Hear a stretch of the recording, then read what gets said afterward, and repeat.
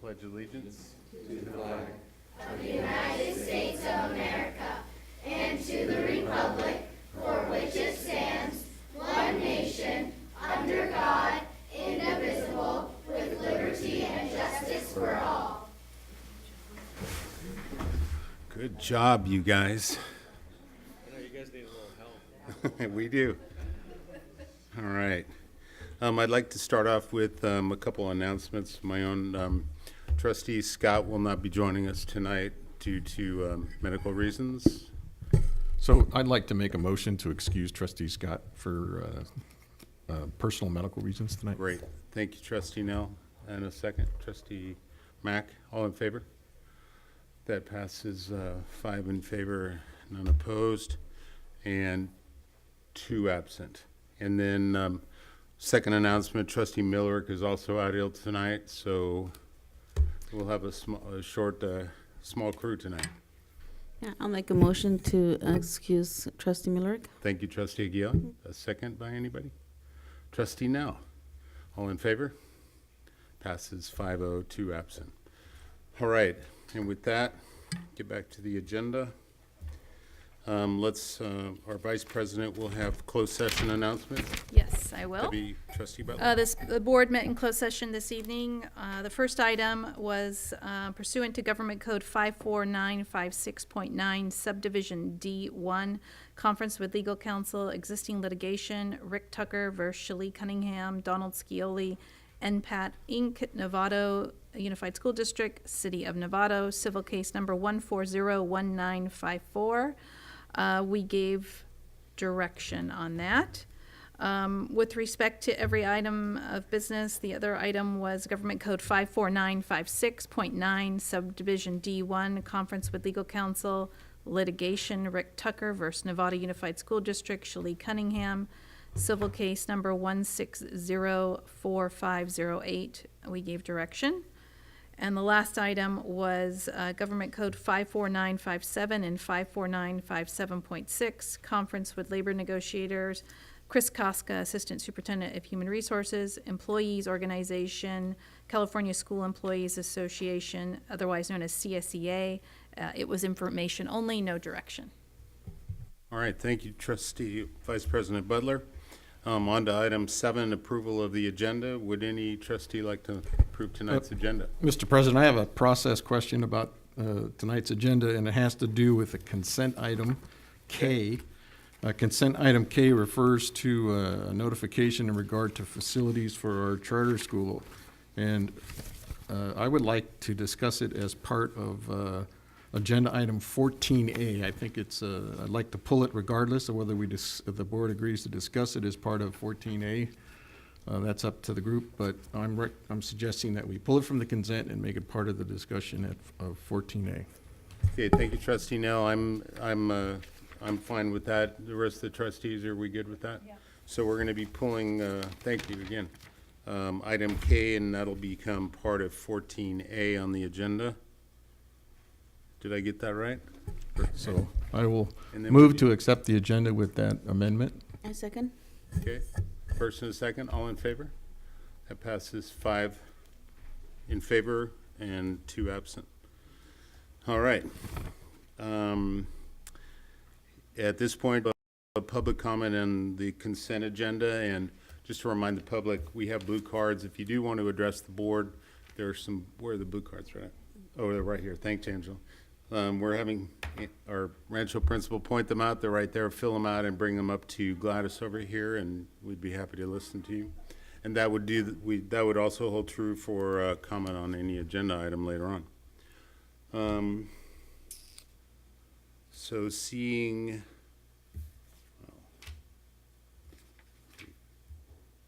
I guess, yeah. So let's. Okay, so public comment on consent agenda, seeing none, I'm going to move on to well, actually, do you want to talk about this item E on the consent, or should we just talk about that? I would ask, does the board need to pull any other additional items? Sorry. No? And then I would say we have this This item in front of you, PJR order authorization, there has been a change, slight change in item 6, it looks like. This is item E on consent. 15E on your consent is the peach jar authorization, and this is a change in what you received. And what's been added is that highlighted version that you see there. So we just want to clarify, so when you approve it, you're approving this, when we approve the consent. Good, any questions? Okay, so with that, I will call, see if any trustee would like to approve the consent agenda. Okay, trustee Mack with With the addendum for 15E. E. Yes. I second. Okay, second trustee Aguilar, all in favor? That passes 5 in favor, 2 absent.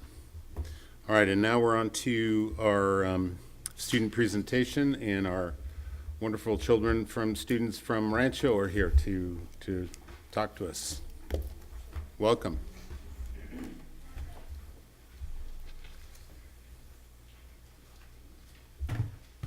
And tonight they will be talking about PBL recess renovation project they're working on. You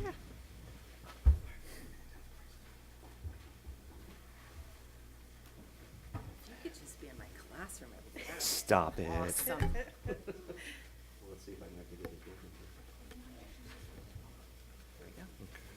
Well, I think so. Get out of your way once I know it's working.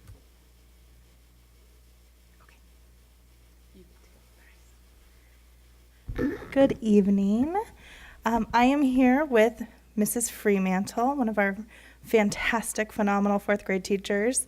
If she changes grade levels, I'm going to have to think of other adjectives that go at the beginning of that number.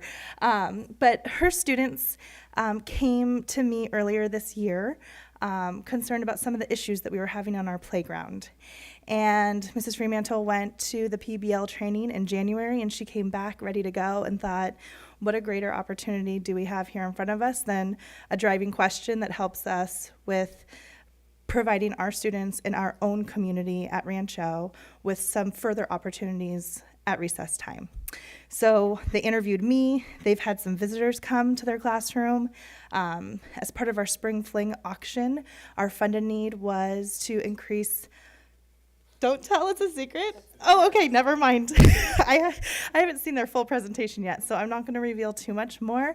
But just know they've been working on this project. They've put blood, sweat, and tears into it, and I'm going to turn it over to them.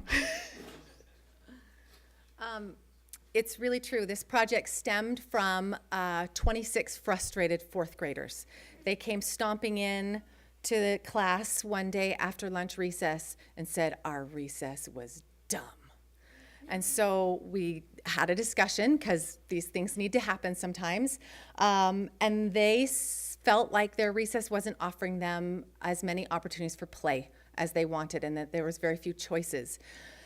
So I just kind of listened, and we talked about the things that they could do in the immediate. But that afternoon, I walked into Miss Chrysler's office and said, so PBL it is this year, correct? She said, yes. And I said, authentic? Yes. And I said, just remember, you asked for it. I said, because I have fourth graders, and they are motivated. So I'm going to let them tell you a little bit about what we did to kick off our project.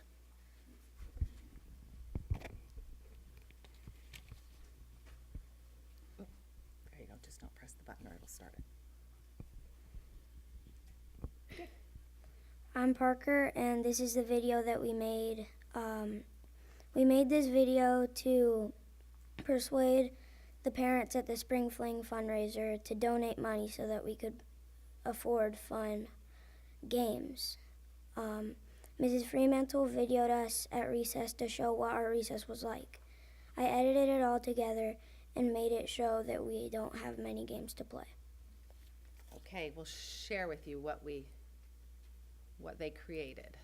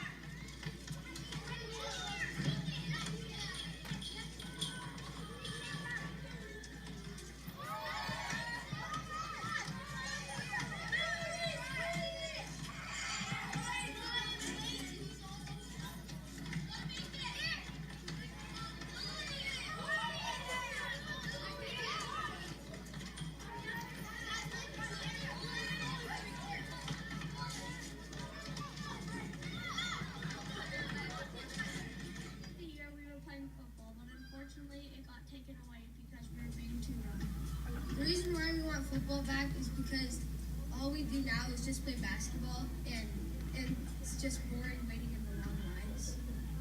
And our solution is to get flags, and have more footballs, so there's smaller games. Yeah, we have clear rules, then there won't be more fighting and pushing around and more injuries. Please help us renovate our recess.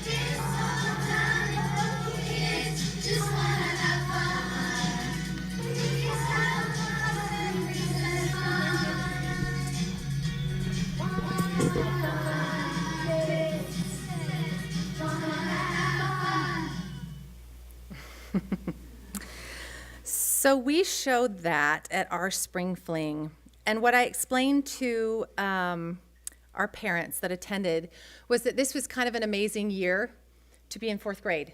All fall long, we watched the election process, and my kids listened to the things that they heard at home, and they came to school and we talked about some of the things that they were hearing on the news and at home, and they watched the process that you as adults went through.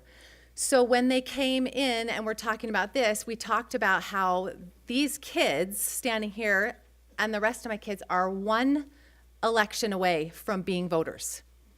So they're one presidential election away from having that power. And we talked about the ways that they could have power even as kids. And this is one of the things that they could do. And so we said to the parents, this is your opportunity to show your kids that they can make positive change in their community. And they came through for us in a big way. So the kids prepared a slideshow for Miss Chrysler mainly, but that we'll share with you to talk about some of the things that they feel like would benefit our playground. Okay, Kens. Sure. An activity circuit is good for our playground because there are several activities in one space for lots of people to have tons of fun. The materials needed are paint and stencils. The cost is $6.25 through $6.50. We will put the activity circuit to the right of the tetherball pools. Lots of schools have lots of schools have activity circuits, so we think we should have one too. Good job. Hey, Kens, why don't you just come around this way and you can lay back up. Oh. There you go. This is the fun outdoor game Twister.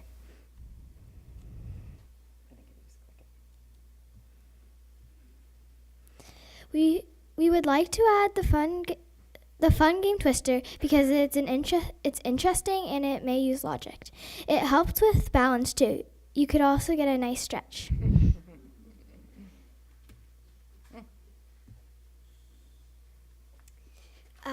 We wanted to add mazes for our playground. This would be great to put on our playground because 4 people can play at a time, and you can play multiple games in just one maze stencil. It will use perseverance and logic to get to the end.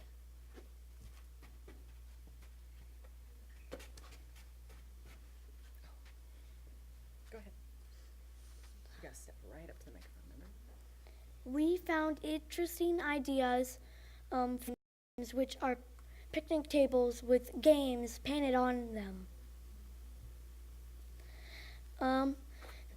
This is why picnic table games would be good for our school community. Picnic table games would add value to our recess because multiple kids can play at a time. There are 2 or more games on each table. Kids can learn strategies to win against others for entertainment and fun. So far, unfortunately, we can only find picnic table games in the UK. We think shipping cost might wreck our budget, so we are continuing to research.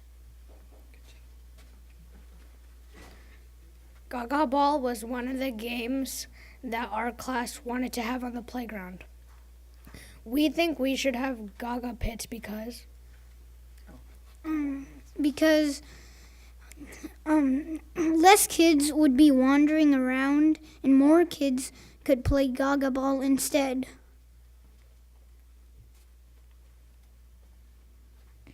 I think it'd be good to add hopscotch because we had it on the lower yard and many people were playing it.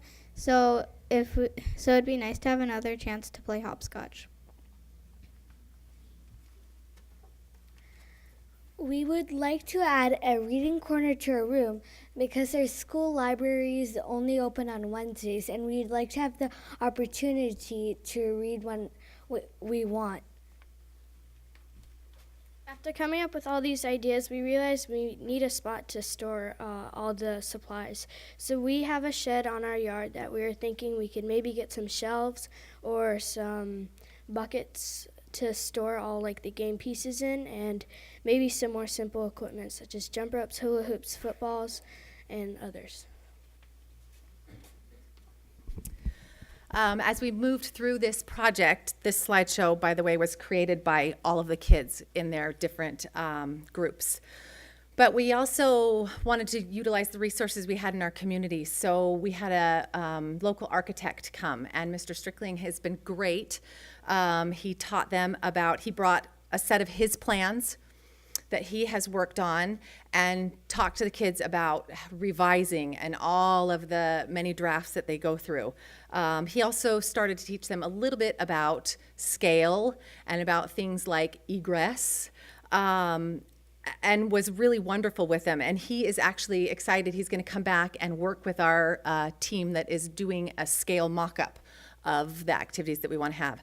And then we turned to another local business to help us take a Google Earth shot of our playground and turn it into a CAD drawing so that our team that's learning to do scale has something to work with.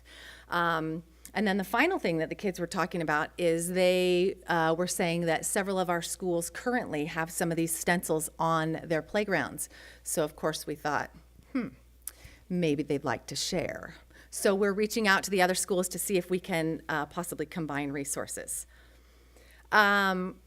So through the generosity of our families, we have raised almost $10,000 for our playground.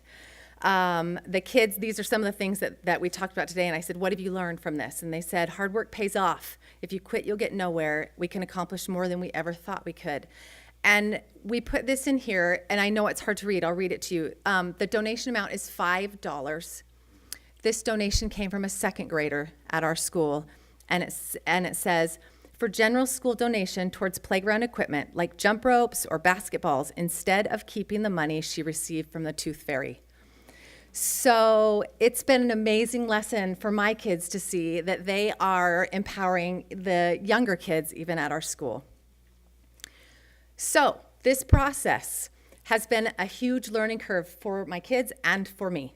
But they wanted to share with you a few of the things that they feel like they have learned. So these are their quotes.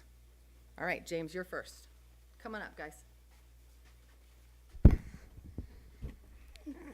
Collaborating means to work together cooperatively to create or plan something out.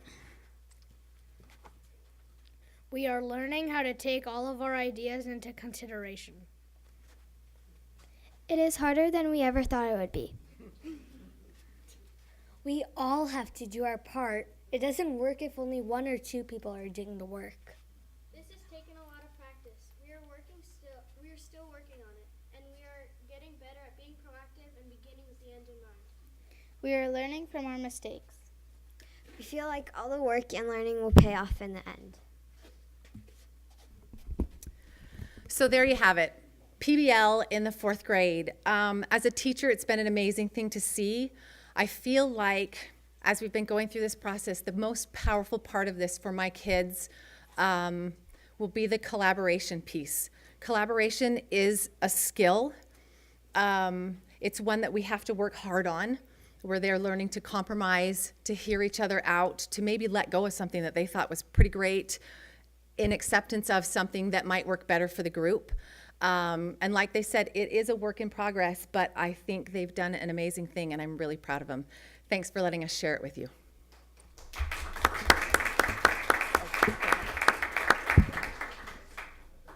Please take our hard work and perseverance into consideration.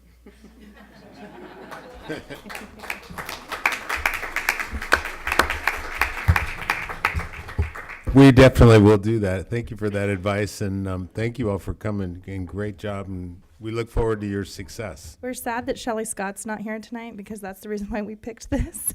She had run into Karen in town and said, hey, I heard all these things about PBL. Tell me about what you're doing.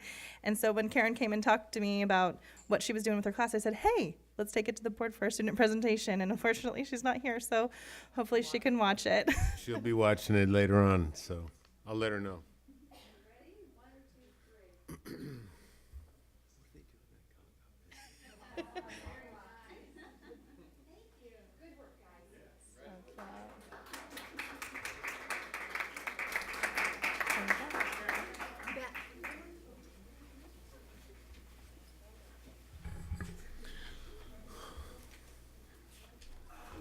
All right. Thank you, everybody from Rancho, for coming. It was great to see you. Good job, kids. Now it's coming, I'll bring it back to the table here, the board, and it's time for our student announcements, trustee announcements, board member announcements, and I'm going to start over there with you, Jeffrey. All right, thanks. I just want to say that was awesome. I really Yeah. do. I love that because that's something that we do in high school. Like, come on, that's awesome. Anyways, moving on to my school report. The Gold Ribbon School Award was given to San Marin, which is pretty awesome because only 275 schools in California get it. I don't know how to pronounce this, but I'm assuming it's Penn's project, exhibition night collaboration, which was held last week and showcased all the projects that we've had on campus. To elaborate a little bit more on this, every building was included, so it was English classes, math classes, history classes, everything was included. And it was a lot of fun because I was doing cookie sales, and that was probably my favorite thing I've had to do at school in a long time, and it was enjoyable. Super Saturday Academy is being held.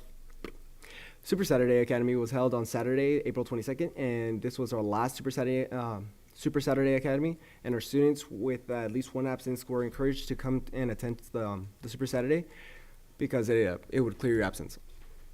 The tour of Novato is happening on May 6th. The CAST testing was happening for 10th graders last week. The CASP testing is happening this week for our 11th graders. AP testing is going to start on the second week of May.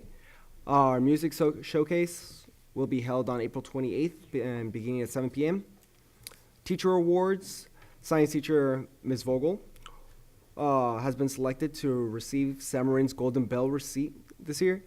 And the PE teacher, athletic director, Dennis Davis, has been selected for the Rotary Educator of this year. And lastly, the Music Man is their spring music for this year, and it will be performed on May 12th, 13th, 14th, 19th, 20th, and 21st. All right, thank you. Thank you, Paige.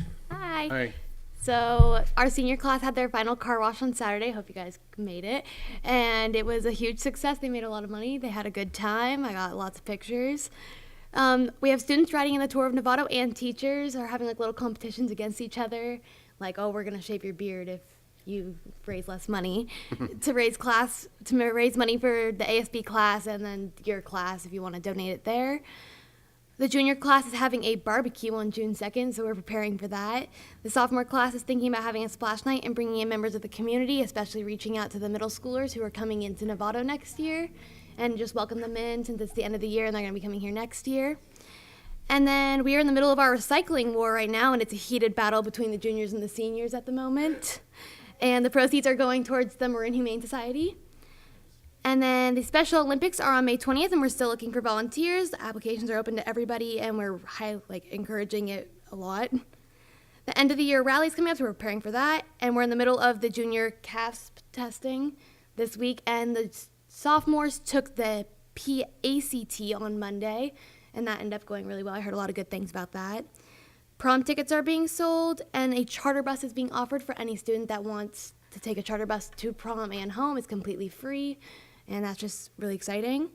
And then AP testing starts next week and will end the following week. Tomorrow is our student versus staff hockey game at lunch, and then Tuesday, May 23rd is our spring sports awards night. And finally, there's a panel to decide on who will be giving the graduation speech this year. They're going to decide. The ASB president will be giving the welcome speech, and then we're deciding on who's going to give the final speech. Thank you, Paige. Make sure I get your name correctly. Manuela? Manuela. Welcome. Hi, thank you for having me. Back in March on the 30th, we held our annual International Food Day. It was a good experience for students at Marin Oaks to share about their culture through food. Almost every student and staff member brought in a dish to share, and we all sat together and enjoyed this delicious food that everyone brought. Both Marin Oaks and Nova had a WASC visit before spring break. The committee met with community members, parents, staff, and students. It was nice to conduct a self-study of our school. We will learn the results in July. Hopefully they're good.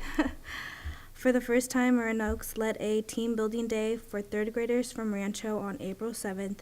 Rancho had many parent volunteers attend. All of the third graders loved it and got along well. Our leadership class worked together to become better leaders. The event ended with a community lunch for third graders and Marin Oaks leadership class. It was a fun experience for all involved. I took amazing photos. A lot of people ended up going home very happy and satisfied with their day.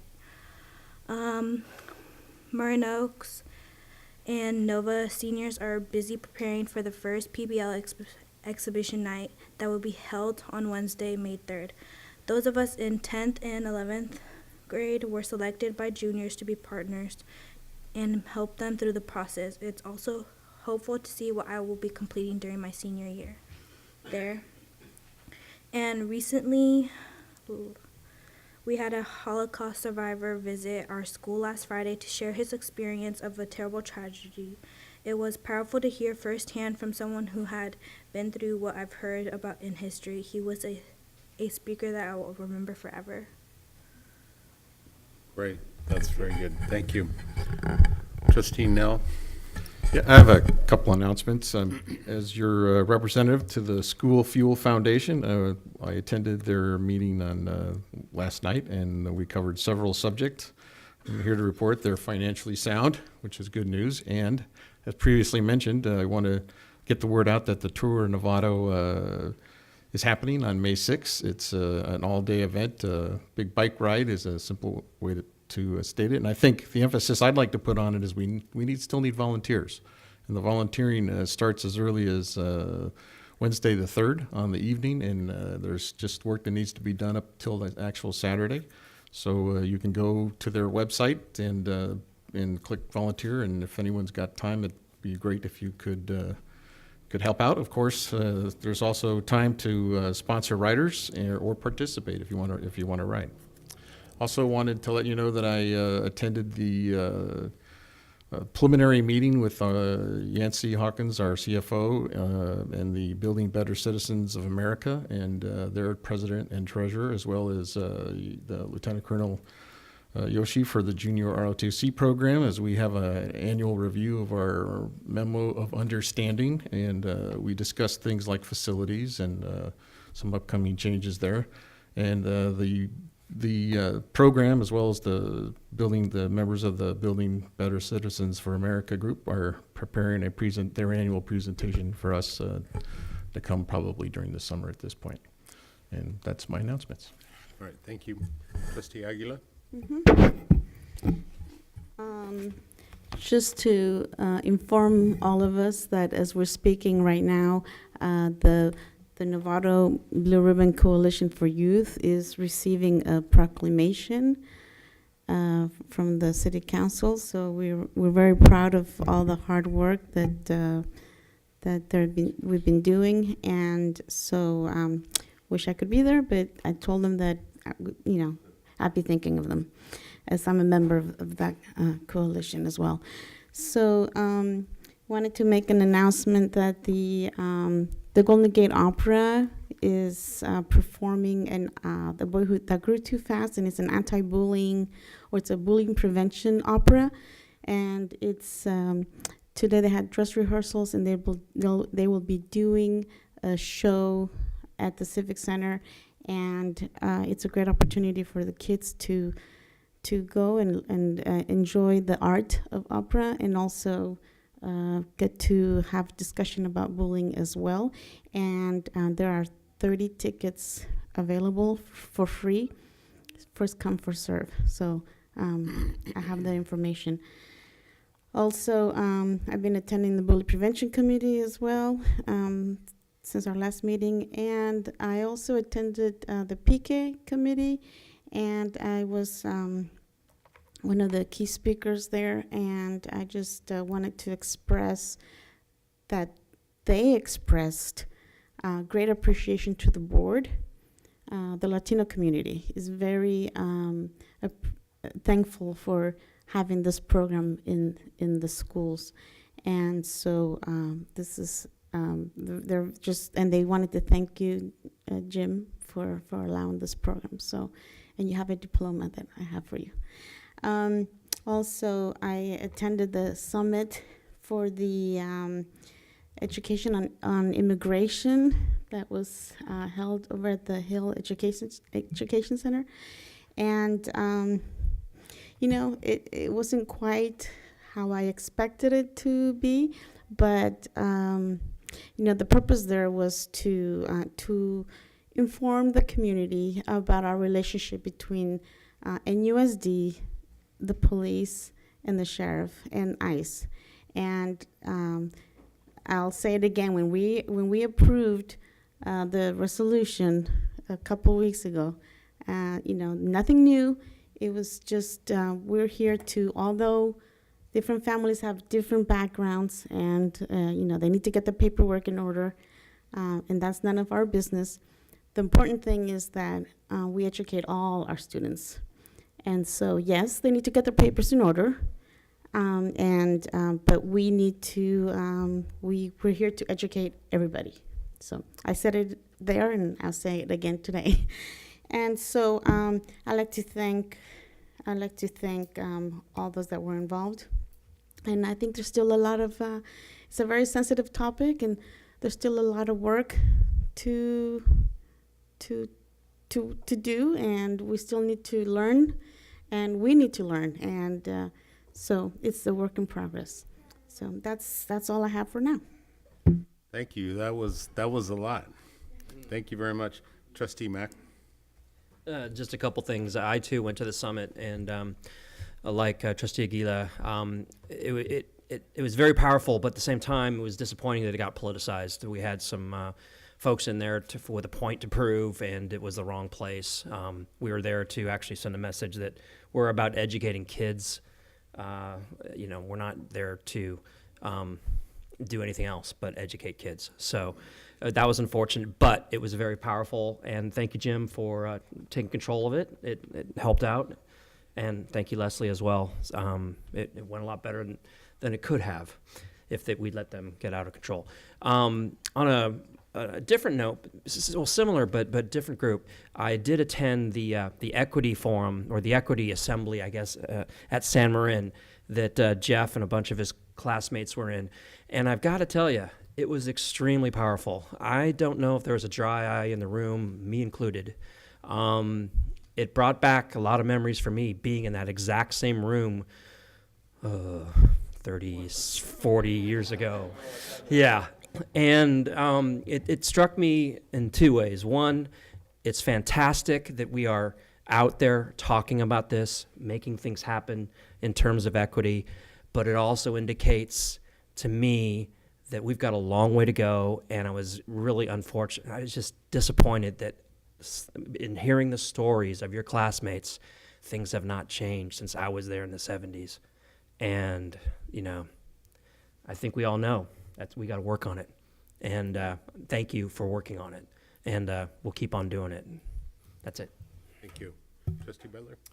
Yeah, it's open house season, so I've been attending quite a few of those. I went to Rancho, Pleasant Valley, Hamilton, and then I attended the exhibition night at San Marin. And one of the things I really noticed at Pleasant Valley was they're one of the schools piloting the Lucy Calkins writing and reading, and it was very evident there that is doing very well there, and it's working really well. I was able to walk around with Dana, the principal, to every classroom, and they had it on display everywhere. The writing is phenomenal, and the reading is also being very successful there. So I asked a couple other schools that aren't piloting it, and they haven't quite adopted that yet, so I hope that we can move this program through the rest of our schools, our elementary schools, because it is really working well, and we need kids to be able to comprehend what they're reading. They may be reading at a very excelled level, but they may not understand what they're reading, and it's important that they do that, because that'll pay off down the line when they're in middle school, high school, and beyond, that they actually understand what they're reading. So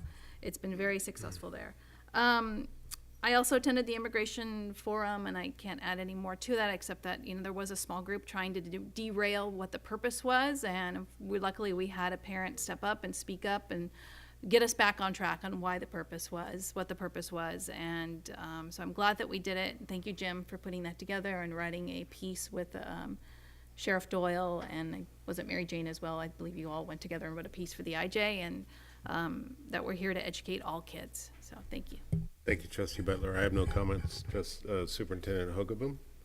Thank you, President Cooper. A couple things. So yesterday I got a chance to go visit the Novato Youth Center Teen Clinic, which was moved from over here behind Lucky over to the Marin Community Clinics, and it's a great location for them. They were kind of looking around for a while about where to be, and we actually thought about hosting them at Hill, but it makes total sense to them to be with the Marin Community Clinics, because Monday is when the clinic is open just for teens from the high schools, but if you go on the other days, you can still get seen, and they also have dental facilities and optometrists and other things. So it's really mostly for reproductive services and mental health, but it's really great to have that kind of an environment. The offices have been totally remodeled. If you get a chance to go over there, I think you'd be really impressed with it. It's a great place for them to be. And let's see, If Ross were here, he would talk about the Marinovators, which took place on Saturday. You probably saw the article in the IJ. We had a lot of our robotics students from our high schools there. I was out of town, but I know that a lot of our students did a great job there. So that was good. Jeff mentioned the gold ribbon that both Novato High School and San Marin High School received, and we'll be talking about that more next week and going down to a ceremony on May 4th to celebrate that. That's a big deal. Friday is Lou Sutton has an International Day Festival during the evening, so we'll be going to that. And the last one is we hosted Marin Promise last week on Wednesday, their council. And Marin Promise is a group that's a community group that's really helping to close the achievement gap and looking at milestones for reading and preschool and bringing school districts and community partners together. So we're happy to be part of that group. And then 10,000 Degrees has their gala on Saturday night, I believe, at 6 o'clock. And so looking forward to going to that. And thank you very much. Thank you very much. Okay, now we're on to item 12, non-agenda public comment. And I do have one blue card, and that would be Catherine Rucker. Welcome. Good to see you again.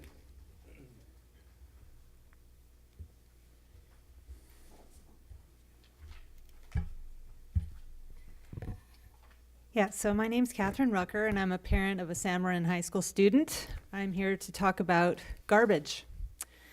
The other day I saw a movie. It's a French documentary called Tomorrow, and it offers several different ways that we can become more sustainable on this planet. And one of them is to do more composting.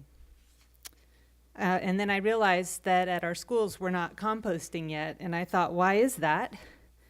And I did some research, and there is a California law that's going to phase in more required composting of organic, food waste scraps. But it looks to me like it's not going to kick in for our school district until January 2019. And this is when the tier for every entity that makes at least 4 cubic yards of solid waste per week is going to have to start collecting organic waste. So that's like a typical dumpster that any of our schools would have. So I'm asking this board, or suggesting that we don't wait until January 2019.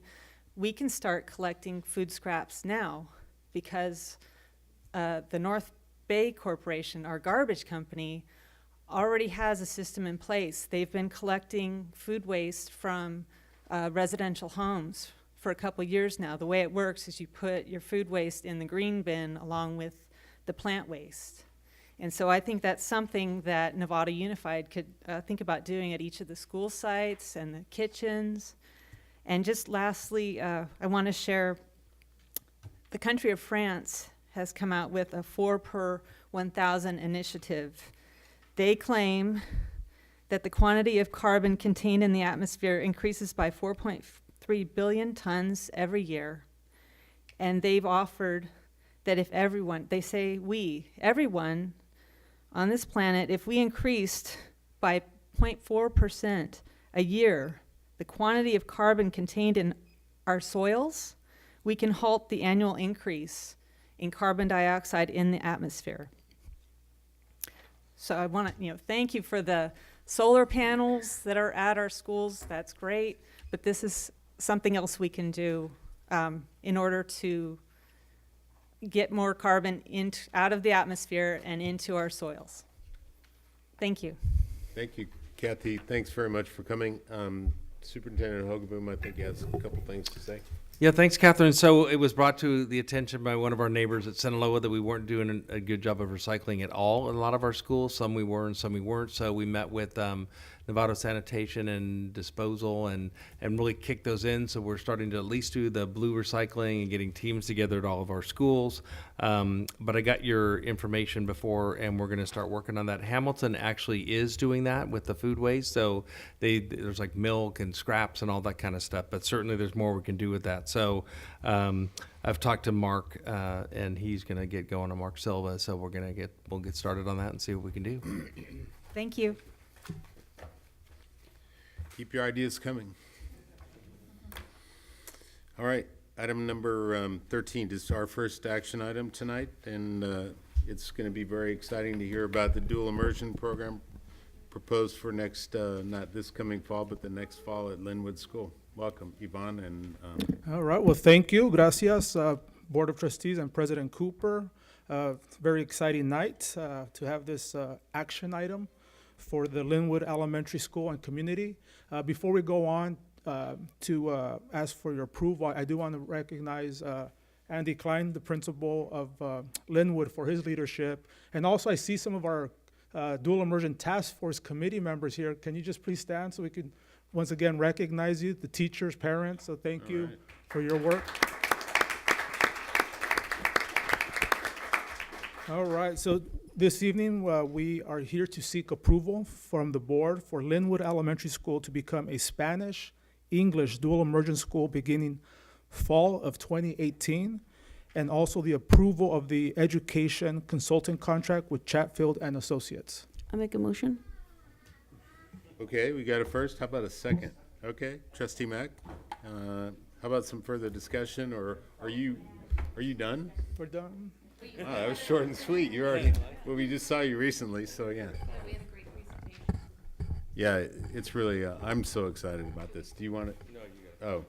Oh, I'm really excited. This is going to put us, or keep us at the forefront of this county in terms of education, so it's really exciting. I do have unless there are other further comments, Trustee Aguila? And I just want to say what I said before, that if we, to keep other languages in mind as you're preparing this program and getting it, getting the template and all that, so that for the future, it would be, we don't have to reinvent the wheel. All right, thank you, Trustee Aguila. I have one public comment, Aaron Ashley. Aaron. I don't know if my testimony is needed. It sounds like there's a lot of We'd like to hear it enthusiasm anyway. from the board.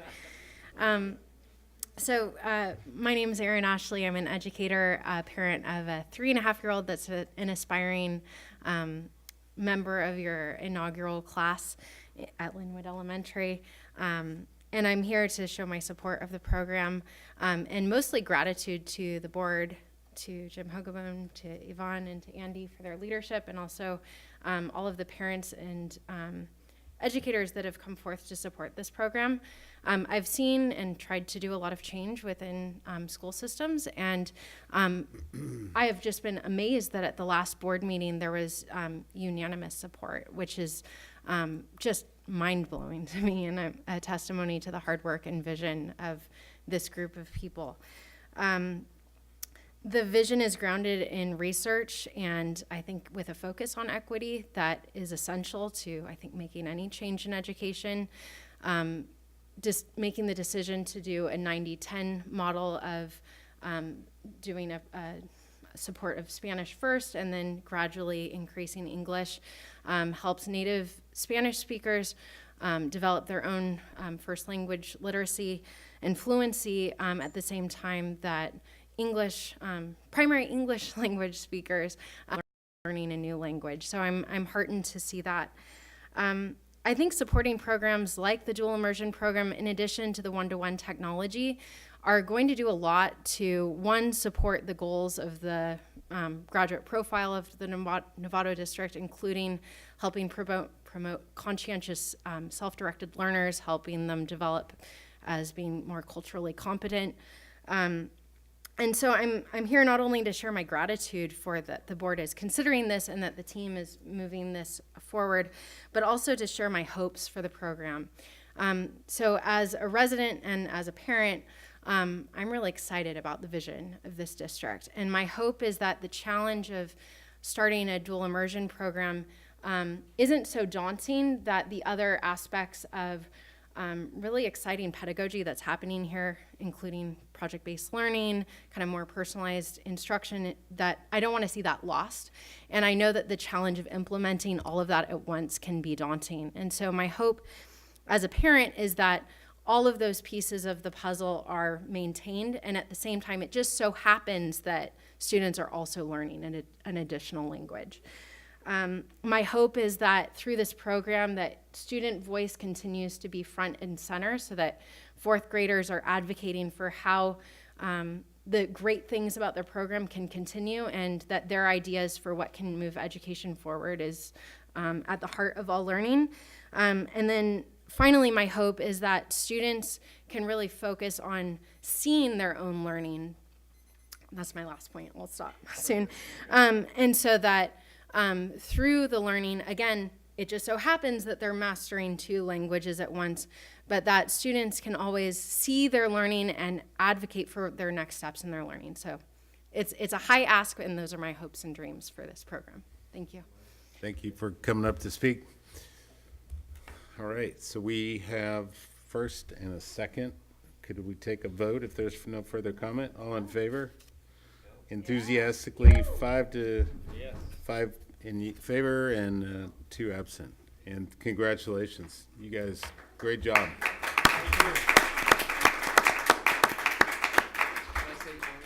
Of course. So just one last thing. Thanks to all the parents and the task force members for pushing this through, but and thanks to Yvonne for your leadership on that. It wouldn't happen, but I really do want to thank Andy Klein again because the board had already been considering that before I came on board, so can't take any credit for it. But you know, certainly without Andy's leadership, I don't think we'd be where we are right now. So your passion, your enthusiasm, your commitment really kept us going when I was a little overwhelmed last year and it wasn't the top thing on my priority list. So Andy kept sending these little reminders about, well, where's the timeline and where's this? And we need to get the task force going. So without that, again, I don't know that we'd be here. So Tom, I know you came with us down to San Diego and we had some parents and teachers. So I think we've done this really well. I think we've done it really thoughtfully. And because of the planning and the preparation, I think we're going to be wildly successful. And I think Yvonne's right. I think when we open this, we're going to get waiting lists pretty quickly and move to other schools. And maybe eventually, as Maria said, Chris will be able to go with the Mandarin program as well as the Spanish program. So thanks to everybody for your hard work. Really excited to be, again, part of a district that thinks that having bilingual, biliteracy skills is really important. So thanks a lot. I'm really excited.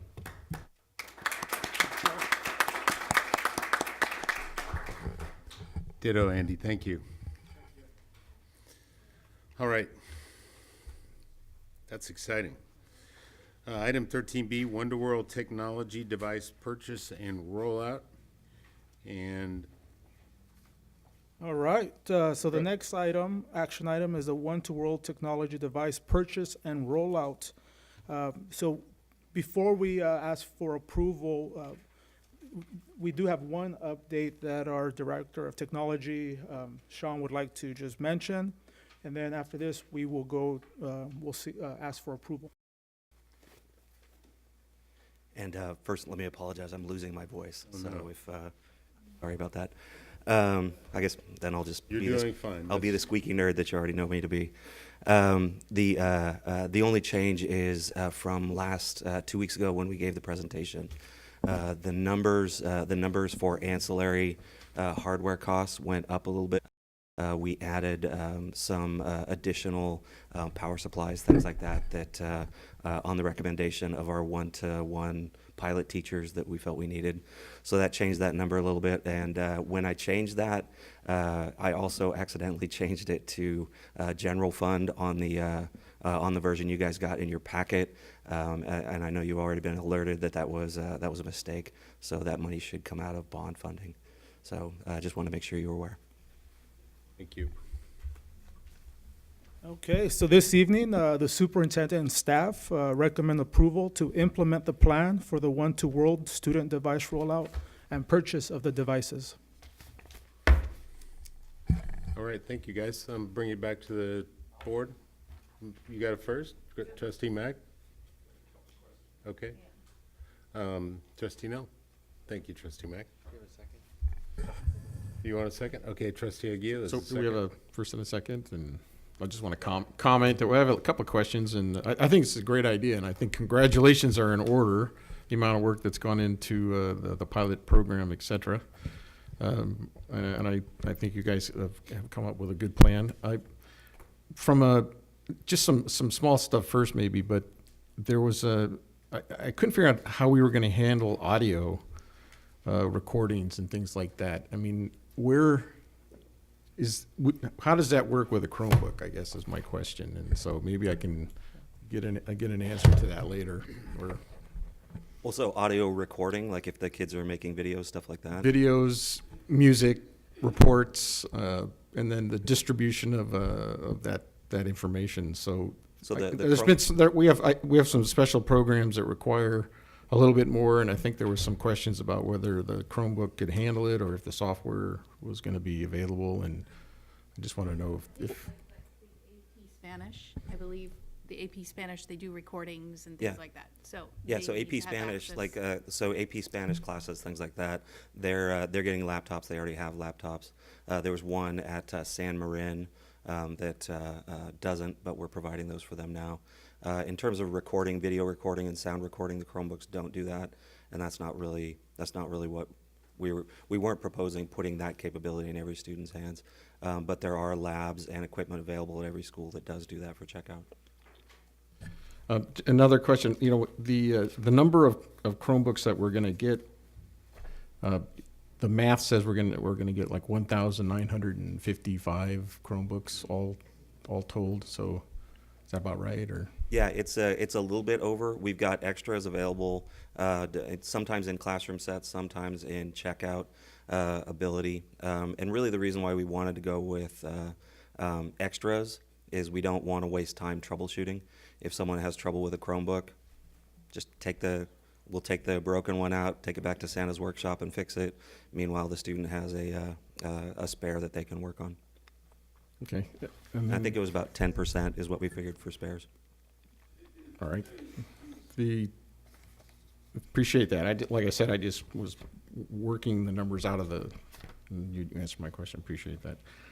Some of the question, just as a broader question, but when I look at the budget, and a lot of the times there's contingency in place when we're doing something like this, and I just wanted to get a sense from you if you felt like the dollar amount that's being proposed is going to cover it handily, or if we shouldn't be considering some kind of contingency.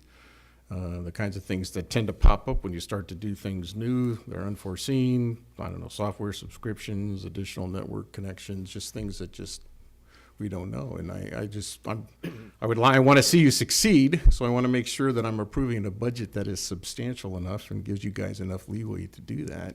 And No, I didn't see it, and actually I didn't see that actually called out here, and I think it's important that we're prepared for that. So I appreciate it. So yeah, we do have we have a little bit of headroom in there. So the pricing that's in what you're approving is based on the price that we currently get for Chromebooks. In buying in bulk, we're going to get a little bit better pricing, so that's going to give us a little cushion off the top. So right now we pay about $199 per device. Right now it looks like we're probably going to get them for about $185. So that's going to give us a little headroom in case something unforeseen comes up. There are a couple of other ancillary costs that I think are going to be related to this program, but they're not directly related right now. One is going to be a single sign-on program that I think is going to help everybody, so that you don't have to remember multiple accounts, multiple pieces of software. You sign into one platform and you just select what program you want from a menu. There's also one of the items that we're looking at in terms of measuring success for this program is a program called Bright Bites, and it's a survey program that students and staff use to really kind of evaluate how's the program going. How well are you using technology? How much are you using technology? Both those things are things that we're negotiating as kind of parallel projects to this, but I think they're going to be things that contribute to the success of the program. And then really the big one is one that we're starting to see this year that we weren't seeing in the past. And I won't spend a lot of time on it. There will be a future presentation on it, but it's bandwidth. And currently within our district, we have really good bandwidth. Where we get throttled is when we go out. And so when we go out to the internet. And so when I started here, all of about 2 years ago, we were using about 40% of our pipe. This month, we're starting to hit about 95% of our pipe. And so we're pushing it. And we're about to drop 2,000 more devices onto the network. So there are things we can do. Right now, because we were using so little of our pipe, IT was frankly we were allowed to be a little bit lazy. And so we didn't have to do a lot of traffic shaping. We didn't have to turn particular things off. This month we have started turning things off. There are some programs that really are not educational in nature, and so we're going to be limiting bandwidth on those. I mentioned during our presentation last 2 weeks ago that we're also taking everything that's the guest network. We're going to segment that off and throttle it. So if it's not a district-provided device, it's not going to get the full bandwidth. So really a lot of traffic shaping, a lot of nerdy nuts and bolts on the back end that we're going to do to try to make that gig go farther. But in reality, we're going to have to get more bandwidth, and that's going to cost us. All kidding aside, but could we charge for people bring their own devices to use? We'll open up some of that bandwidth. Can we resell that? That would put us in the business of being an ISP, Yeah, and okay. we're precluded from doing that by law. So I think I appreciate you bringing that forward, because it's this is a great thing, and it's culturally a systemic change is what's happening. This is the very beginning of it, and having been through this over the last 20 years in the private sector, I just want to say that I think there's going to be a lot of things you just described. There's going to be impact here, impact there. So I appreciate you bringing that example forward. One of the questions, I don't know if this is directly for you or maybe for the superintendent or a CFO, but we have to approve budgets based on 3-year cycles, et cetera. And when I look at the report, what I'm looking for is, like, how are we going to be funding this on an ongoing basis? And so I'd like to get some reassurance that we're going to be entering budget items in the coming years, and we're going to be able to afford the cost of replacement, for instance. I mean, things break, things go wrong. Expansion here, we may decide to get them out faster or something along those lines. So I have a recommendation from the superintendent to approve it, so I'm going to assume that the chief financial officer has also reviewed that aspect, or if you could address it, I'd appreciate our commitment to the ongoing success of this systemic change. Yes, the superintendent and the team and I have gone through, and we have the scheduled for the device refresh in the budget and in training. CNI has, will be allocating funds, heavy in the first couple of years as we train, and then some ongoing. And then there also are some items around the technology budget for support. Did you talk about Bright Bites? So Bright Bites will, be continually as we do analysis of whether technology is being used in the classroom and how effectively it is being used in the so one of the things in the projects that you will see from me in the bond projects will be basically the first 5 years of allocations for classroom devices. So we'll be talking roughly 5 years of bond expenditures, and in that, the recommendation will be to move forward with 5 years of device refresh. And the hope is at least 8 to 10 years in the bond for devices as we move forward. But obviously, as needs change, we will address that. Mr. President, another follow-up. Okay, that's fine. And then I forget the name of the maintenance room over at Hill. You had kind of a cool name for that. TRC, Technology Resource Center. Okay, so is that in the budget? I mean, are we gonna be able to expand? Because what I hear is one-time money's being expended out of our bond. What I'm interested in is general operating funds. Honestly, being committed to the ownership, operation, and implementation of technology within our educational system. And so I'm gonna sort of insist on that as much as I can. No, going absolutely, forward. and you should. So we've actually front-loaded a lot of that stuff. We identified, every district is moving towards one-to-one, whether they acknowledge it or not. And so we recognized that a couple of years ago when I first got here. So we've started since then kind of building out our capacity to do that. That's everything from the data system supervisor position that you guys, helped us create, that really helps us monitor a lot of what we're doing, monitor success. It's been the building out of the TRC over the last year and a half so that we can have our own assembly line and really a pipeline for getting hardware and software in and out quickly, and repairs done, all the RMAs that are going to be part of a program this big, and also the reshaping of tech support so that we have a tech at every site. And that was a big cultural and structural change for us last year. And having all that in place before we actually hand out the device, we recognized was critical to making that successful, rather than scrambling to try to do it after the devices were already out there. Well, then, again, congratulations are in order, and look forward to being part of the implementation. All right, thank you. All right, and I do have one blue card, but I also wanted to hear from Greg. If you would talk a little, you were on this committee, I think, right? Could you just offer your couple comments about it? Sure. Like a lot of the committees we have, it was very large.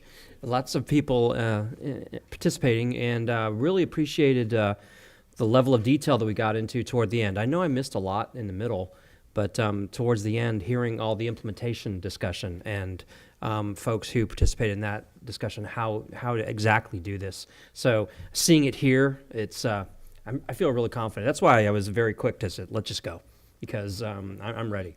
And I will say this, it's a great time to be a freshman next year, because they're going to get devices, they're going to get focused, stay focused, and maybe they'll even get to go to school later.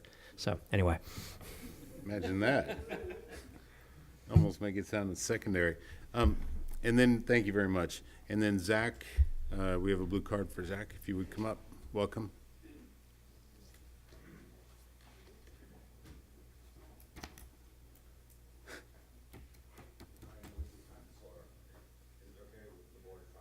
Oh, of course, yeah.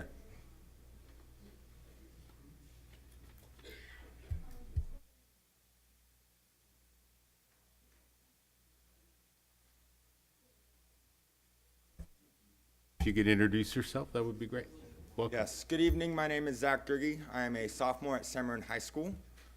I would first like to, for the record, state that I'm in favor of this policy 99%. I just have two areas of concern.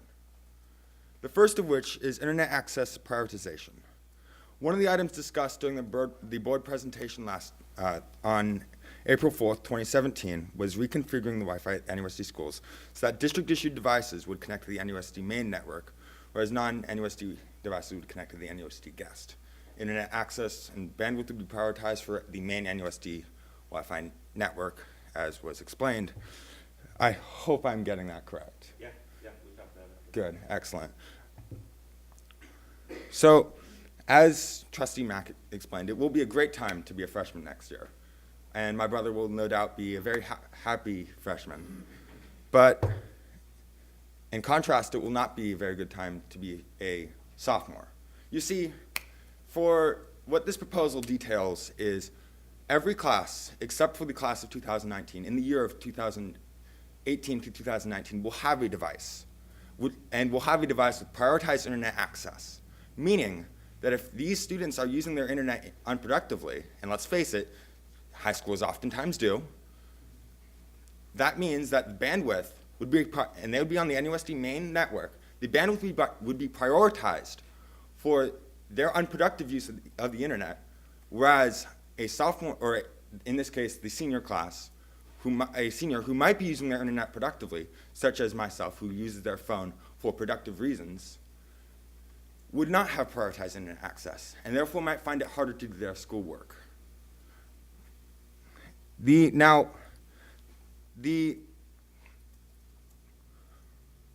sorry, I've lost my place.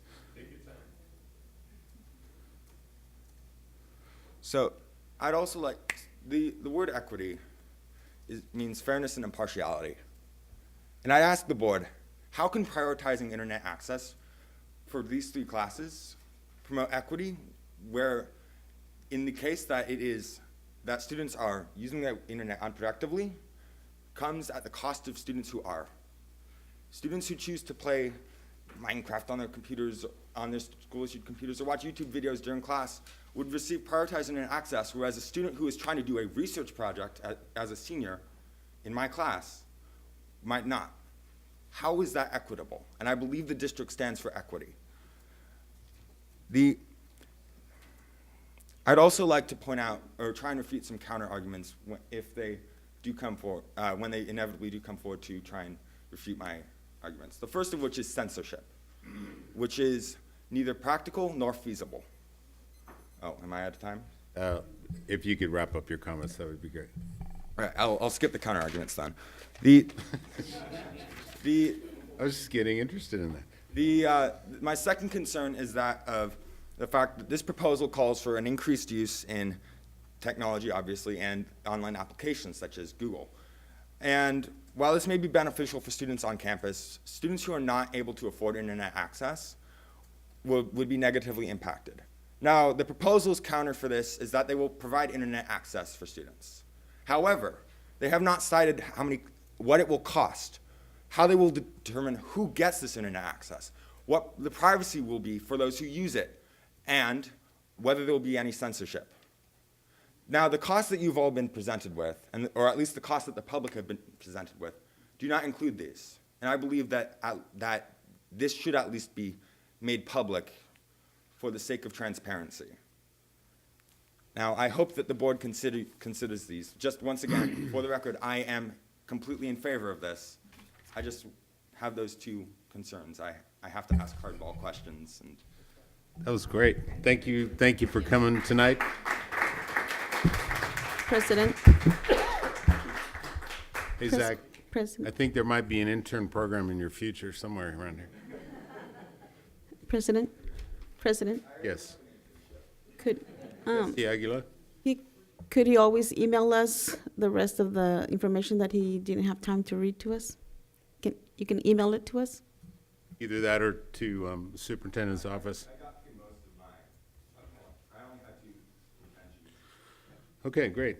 Thank you very much. Back to the trustees, and we have a first and a second, just to remind you, and if we have further comments, that'd be a good time to hear I those. think I'd be interested in having the bandwidth issue addressed. I mean, the concerns brought forward are viable, and part of my conversation was, we're gonna right away we're gonna need to do more than we thought we would. So do we need more bandwidth? And so I guess I would defer to staff at this point to address the concerns brought forward. Thank you. And I think that's another discussion another day, but I think, yeah, there was a time when we were talking, well, we're using 10% of our pipeline and we have 90% to go. So, yeah, I agree. Any other comments, discussion? All right, then I'll. Yeah, good. Thank you. Thank you. All right, so with that, I have a first and a second. I'll take a vote. All in favor? That passes 5 in favor, 2 absent. Thank you all for coming. Thank you. Yep, that's good. Thank you. All right. On to item C. This is the approval of late start time for schools, and Yvonne is once again, welcome. All right. Well, thank you once again. I do want you to pull out, get your survey results that you have there handy. I did give a summary of the survey results on the board cover sheet. So just quickly, I think we've presented this, 2 times already, several times to the board. So tonight, we are seeking approval from the Board of Trustees on the later start times for our schools. So just quickly to summarize, that the committee was made of 55 members of students, parents, teachers, administrators, committee members. We had 1 meeting every month since October, so I think we met like 7 times. Full room, very collaborative. A lot of research based on what's the best thing for our students, and that's why we're here, is to do what's best for our students. At the end of the day, if the decisions that we make is for the best of our students, then we sleep good at night. So based on the results from the survey in January, we had 2,844 people take that survey. So the results are there in terms of who supported the later start time. Then we wanted to dig in a little deeper, focus on our high school staff, since they were going to have a more significant change on their schedule. So both at San Marin High School, so actually San Marin High School, 85% of teachers prefer to start school at or after 8 a.m., and in Novato High was 78% of teachers. From the last meeting, the board asked for a survey to the teachers of elementary and middle school, and also the parents of both elementary and middle school. So that survey was open for several weeks, both in English and Spanish, and we did have results in both from our Spanish-speaking families and English. In terms of staff, a good number of staff responded, and this right here, this number is for the elementary and middle school teachers. And so 78.4% prefer or are okay with an 8:20 a.m. start time for middle school, and 66.9% prefer or are okay with an 8:40 a.m. start time for elementary school. For the parents, this was the results were, there was 483 people that responded to it, but that's the number that we got. In terms of the parents, for middle school, 68.2 were okay with 8:20, and for elementary school, 67.9% prefer or are okay with the 8:40 a.m. start time. This 8:40 start time is 10 minutes later. They currently start at 8:30, so we're talking about 10 minutes difference for elementary. So one of we had quite a bit of diverse committee members, which was very powerful. Board member Greg Mack was part of it, and then we had Paige and Jeffrey were also part of the committee, and we had it was great. Got to build a lot of relationships with everybody. For the elementary, we did have Angela, principal from Rancho, there representing elementary, and I just would like for her to say a few words on behalf of the elementary and that start time. Good evening again. So like Yvonne said, for me, the process was really insightful. And as the principal at Rancho, if you've ever been on Arthur or Cambridge or Novato Boulevard between Roland and DeLong, between 7:10 and 8:40, good luck. Our parents are big stakeholders in this change as well. We talked about it, our site leadership team, school site council, PTA. The conversations kind of kept coming up.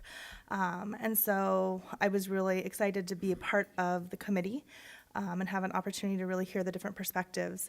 It was very insightful to see the different levels and the different needs and the reasons why the research is what it is. From the elementary perspective, 8:20, 8:40, it's a 10-minute shift for us. We just had a shift at many of our school sites with our bell schedules this past year, with the 90 minutes of early release time, or for our Wednesday early release days, the clarified time for our professional development on those days created some shifts in our timing. Another shift is something that we're used to. We'll persevere through it. Some of the advantages that will bring to us is, before and after school classes that we offer our students that might need enrichment or extension or intervention programs. When we have them after school, the kids are exhausted, they're fatigued, and the bang for our buck is very null, if at all. But that's the time, because it's hard to ask them to come to school earlier and earlier and earlier, especially during daylight savings time when it's dark. And we've got kids coming to high school and elementary school when it's still dark outside. So having that shift will allow us to get a really strong 30 minutes out of our students from 8 to 8:30 that we can invite to come to those early programs as needed. And so I see that as one of our biggest advantages, to really have that 8 to 8:30 time. Right now the bell rings at 8:25. And we're lining up and getting ready for In Motion. It starts at 8:30. It's just going to be an 8:35 bell, and In Motion starts at 8:40. So for us, there's more advantages than there are disadvantages. So we're excited either way. But 8:40 seems to be the recommendation, and we're on board with that. So thank you. Thank you, Angela. And just quickly, the reasons for the 20-minute intervals is for transportation, several transportation. It's for parents that are dropping off students from one school to another school, but also for our students of special education who are transported by bus. Our transportation needs at least at minimum, they would like 30 minutes, but at minimum 20 minutes. So that's the reason for the 8 o'clock, 8:20, 8:40, and 9 o'clock to be able to accommodate that. So at this time, the superintendent's staff are asking for approval for these later start times. Okay, so I have a first and a second. First, trustee Mack and trustee Butler, second. Yeah, I want to hear from the two of you or all of you, as well as trustee Mack, but I'm going to start over here with you guys. Jeff, what's your thought? So today I had an interesting experience, the one that I've never had to do before, but I had to drop off my siblings at school. So this involved me having to wake up a little bit earlier than normal, not too much, but I had to do it. And I had to take my little brother to school, and then I had to take my little sister to school. So this involved driving from my house to, actually no, I dropped off my sister first. I had to drive from my house to Sinaloa, drive back, pick up my brother, drop him off, make sure that everybody was okay, everybody was safe, and then I had to get to school. And there was barely enough time to do any of that. So I can only imagine how it would be for parents. And come on, if the parents are like struggling to get around, and this is like what they have to do, and come on, I feel like that's just not okay. We should have the time, we should have that place where parents can have the ability to drop off their kids and make sure everybody is safe and everybody's okay. Another thing is, I truly do love this bill because it's something that we've been working on for a long time, and it's something that would really encourage everybody to like actually be awake in class. So that'd be great. I mean, yesterday I had a person in class who stayed asleep the whole period, even through the bell, and that was really disappointing to me because how does that happen? And at the point right now, I'm at the point where I have to drink 4 shots of espresso to stay awake. So yeah, that would help me not have to drink coffee. Are you starting at 8 this week with testing? So yeah, yeah. So everybody starts at a different time, and yeah. Thank you, Jeff. Paige? With her, she's excited. Okay. That was rude. So this week, as Ms. Butler pointed out, we are starting at 8 o'clock, which for me is 20 minutes earlier than I'm usually, because I get in at 8:23 for second period, and even the half hour earlier I have to wake up influences my entire day. I am a person that has to stay out till about 11 working, and so for kids that have to actually have a schedule and actually have to get their stuff done, that 30 minutes of sleep is so beneficial. And even if everybody thinks it's not a big deal, you have to wake up 30 minutes earlier. If you honestly think that that's not going to affect at least half our student body, then you don't know who our student body is. So this is just really just going to help everybody in the community, and kids just need more sleep, and we've already all expressed it many times. I know I've been up on that stand giving my story, and so I'm really happy about it. Thanks, Paige, for sharing. Manuela? Do you have any comments? No? Okay. She's like, that's fine. That's fine, totally fine. All right, I'm gonna. I didn't like the part about students sleeping during first period, but yeah. So Trustee Mack. Yeah, a couple And then I have a things. couple blue cards. Yeah. So first of all, I was on the committee, and thank you for Yvonne for organizing it. Once again, another great organized committee, a cast of thousands, but it was very effective, especially the chime, getting us back on task. But one of the things that stuck with me the most was hearing multiple teachers tell me that they dread teaching first period because they're talking to a bunch of zombies. And as Jeff said, I'm sure a lot of those kids are just zonked out. I know, I probably would be. And being one of those parents that has to drive a kid, it's early. And the majority of the time they're getting to school, it's dark. And that's just biological clock that doesn't work. So fully supported, always have, as you know. However, I'd like to also point out one other thing. Senator Anthony J. Portantino from Pasadena, state senator, has put out Senate Bill 328, bill to prohibit middle schools and high schools from starting classes before 8:30 a.m. So whether we do this or not, this might happen to us. So, and we might even have to do it again if this goes through, because it says 8:30. So just another point to make that, it's time to get going, guys. Trustee Nell, and then Trustee Aguila, if you. So, not to dampen the enthusiasm, and I appreciate Trustee Butler and Trustee Mack jumping right out there and getting first and second forward, but I think I would just ask you, I need a little clarification on something, and maybe you might consider amending your motion, or not, but there's 99% of this is a good idea. I think I understand it, but we're going to have an impact. We're going to have an effect on somebody somewhere. You know, you change your calendar, you change your time, your shift schedules, we're going to have an impact. And I'm concerned about that. And I think that we got to be careful not to overgeneralize when we're talking about our student body. You know, they're all zoned out, or we don't know our student body. I mean, I think there are families and kids that getting up early and going to bed early are kind of a natural thing. And so I just don't want to get too carried away with the overgeneralization about our student body and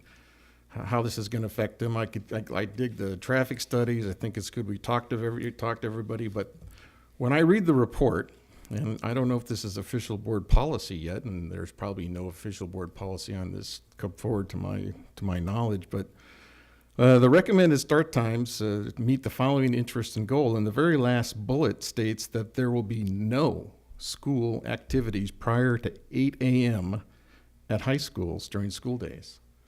And I just think that that's kind of restrictive and limiting. And I think we had a water polo team in here tell us that wouldn't work for them.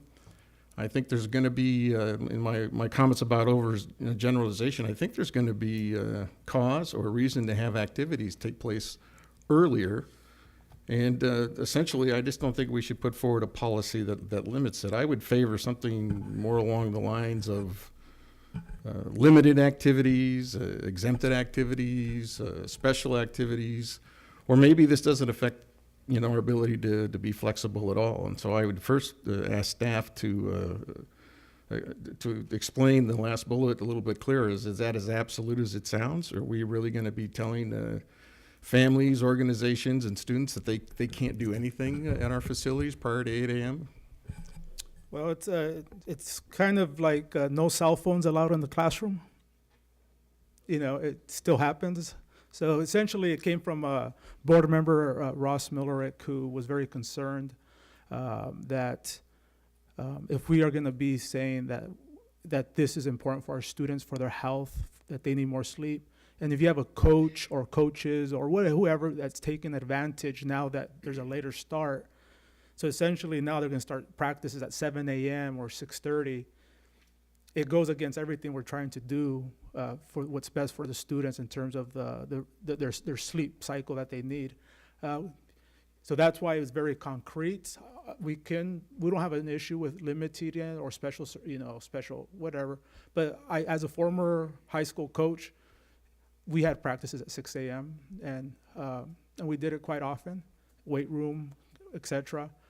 So the whole idea behind this is that our students need more sleep, and we don't want them to be falling asleep in classroom or drinking 4 shots of espresso. So that's the spirit of that. Yes, Superintendent Hogan.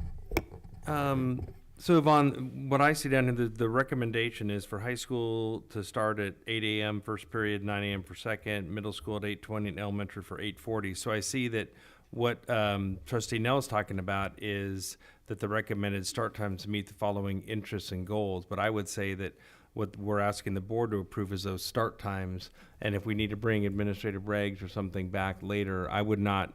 I think you bring up a really good point. I mean, if the basketball team one day wants to start at 7 because they have something like that, then I think we have to make allowances for that. So what I would clarify is tonight this is just approving the start times at 8, 8:20, and 8:40, and then we'll need to maybe bring something back with either an administrative regulation or something in terms of because I know that Trustee Millerick did say that, well, if we're not starting school before 8, then nothing should start before 8, but I think that's a separate conversation that we need to bring to the board about whether activities can start before or after that. I think that's something, why don't we bring that back for further conversation?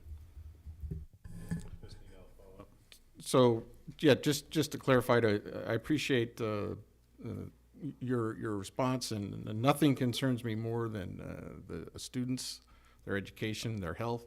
And by no means am I advocating in any way that anyone should be taking advantage of students, whether that you mentioned some athletic coaching or programs, but not everything in life is related to athletics and coaching. But there are school activities that could come up. There might be reasons around special scheduling. There might a group might be accommodating a funeral, for example, and they have to move their schedule up to meet ahead of time or to practice to accommodate something unusual like that. So I appreciate what our goal is here is the health of our students, and I think that is the primary focus of the thing. But I do appreciate an understanding that the superintendent has put forward that we're going to have the ability to make common sense decisions related to allowing student activities to take place prior to 8 a.m. if you, the administration and the parents in charge deem it necessary. But and I certainly would side with you that I wouldn't expect any abuse to be, I don't want to see them taking advantage of that. I just simply don't want to shut the door on this possibility for unusual and worthwhile things to take place. Trustee Mack, okay. Yeah, that's fine. My motion to say that move to approve the start times as listed in the recommendation for high schools, middle schools, and elementary schools, and that's it. Just class start times. That's all. Okay. Perfect. You second, Stans? Okay. Good. Any other discussion here? I've got several blue cards. Trustee Aguilar, would you like to chime in? Okay. First one up is Irma Mannion.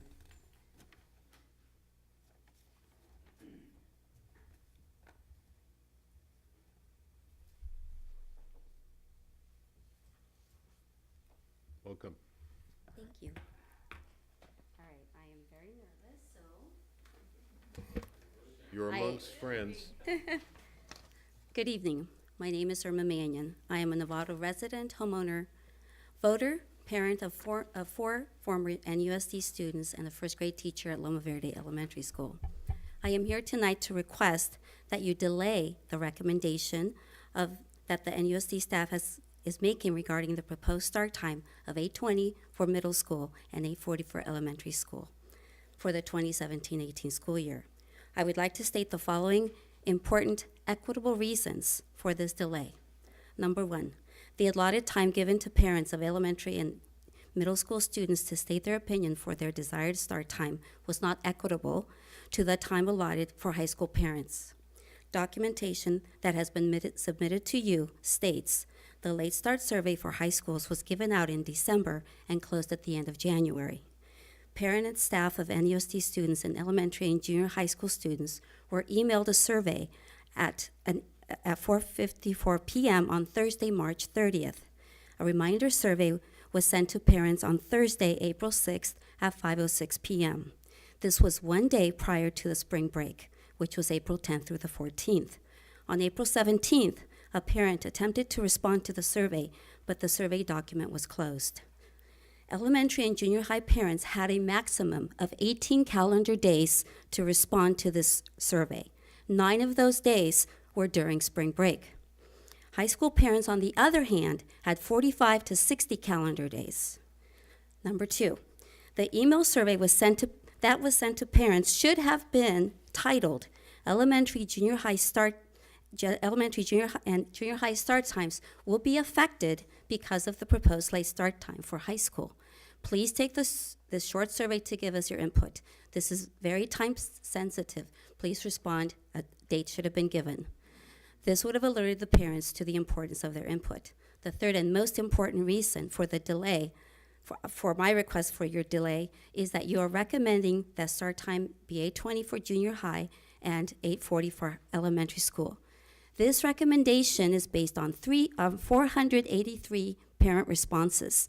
This is only 9.5% of the eligible respondents.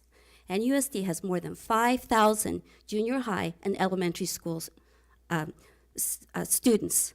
In conclusion, to truly get accurate information from the parents Resend the survey to junior high and elementary school parents. Reword the subject line so that they know that start times are being affected for grades K through 12. And please give a response date. Additionally, have paper copies available at school sites for those parents who do not have email. In my first grade classroom, 25% of my parents do not have email.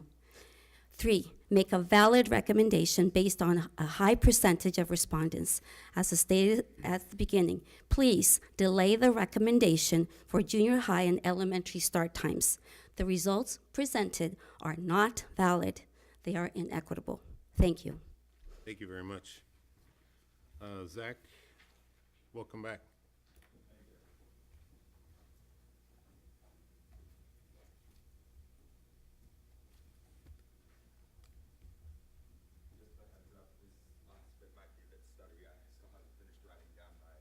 That's all right. You want me to go to someone else first? Oh, yes, please. Okay. How about Dylan Dixon? Welcome. Hi. So last year in my sophomore year, my English teacher told me a story about quite a while ago. The students lobbied to get 15 minutes taken off their lunchtime, so this way they could get out at 2:45 instead of 3. Now, I was a huge fan of. I mean, obviously I wasn't in school then, but I am a huge fan of that work. As a film student and someone who plays soccer, this means that I now have more time to film. I now have more time to practice. However, you guys are talking a lot about start times. I don't hear you guys talking about end times at all. Now, what I hear that you're starting sooner, that means that we're probably going to be getting out later. That means I have severely less time to practice, severely less time to film. College and Marin classes that I take could be affected. And there's a huge chance that people won't necessarily get more sleep, they'll just go to sleep later. I have experience with this. My freshman year, I started second period. My sophomore year, I started first period.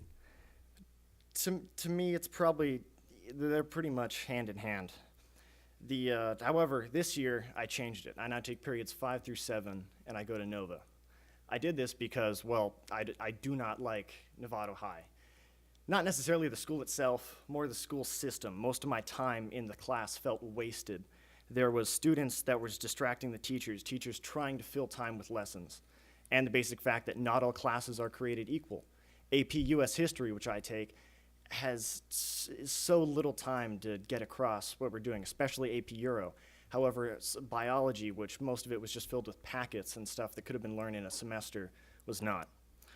Now, starting later is definitely better. I think that would be hugely beneficial. We could get more sleep. However, I do not think we should get out later. I think we should still I think we should be spending less time in school, and we should work on keeping the end time the same. Thank you for coming.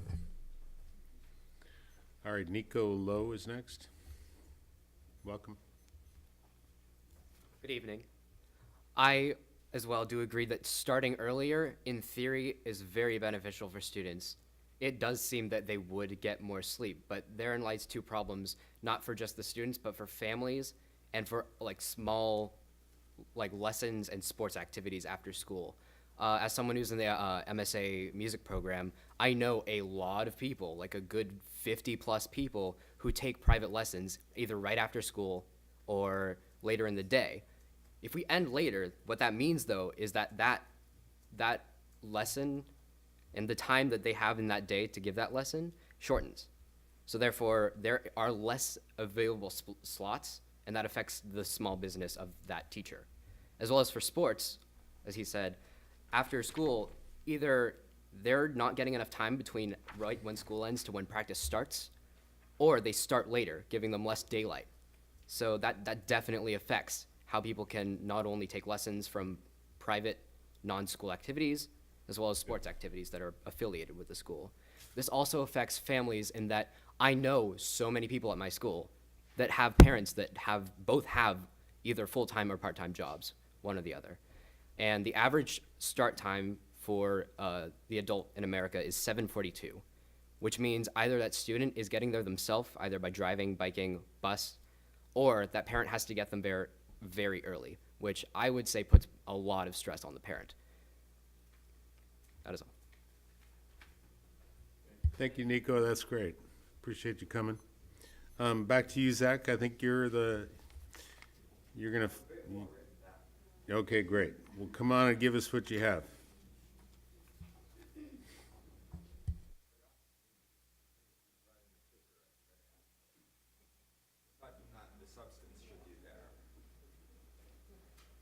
All right, welcome back.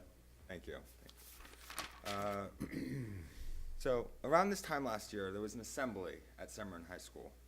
And I remember myself and the rest of the 300 other members of my freshman class all crowding into a gym and piling up on the bleachers. And I remember one of our assistant principals addressing us from around the half-court line. And I remember that assistant principal saying, "I want you all to remember that Semerin's top priority is its students." And I remember thinking, sure, this district, because I was new to this district, this was my first year in Novato Unified. I'd come from Center Feld, where their high schools start at 8 o'clock. And I remember thinking, sure, this district has done a lot of things to prioritize its students' well-being and success, but how can they truly claim to be prioritizing students when they are often forced to wake up before dawn, as Trustee Mack pointed out as well? And after that assembly, we went back to class, and I fell asleep in my math class the period after. True story, true story. And I would imagine that I was not the only student who thought that when I heard those words. After all, right now, students oftentimes have to wake up before dawn in order to get to their class on time. I take Marin Transit, and in order to catch my bus, I have to wake up at 5:40 every single morning just to get to a bus stop an hour later. And to take a bus for another hour just to get to school, or no, to get to a bus stop at 6:30 to take another 45-minute long bus ride soon thereafter, just to get to school. Numerous surveys I'm not going to state them all for time, found that around 20% of high school students get at least 9 hours of sleep, the bare minimum this golden standard for students to receive in terms of sleep. A study by Harvard University found that increasing student start times to above 8 o'clock would increase student test scores. Can't remember the figures, but still. To further expound upon the 20% that are only getting 9 hours of sleep, that also, one of the things that we learn about in our health classes at Semerin is that if you don't get enough sleep, you have a decreased immune response, leading to more students getting sick.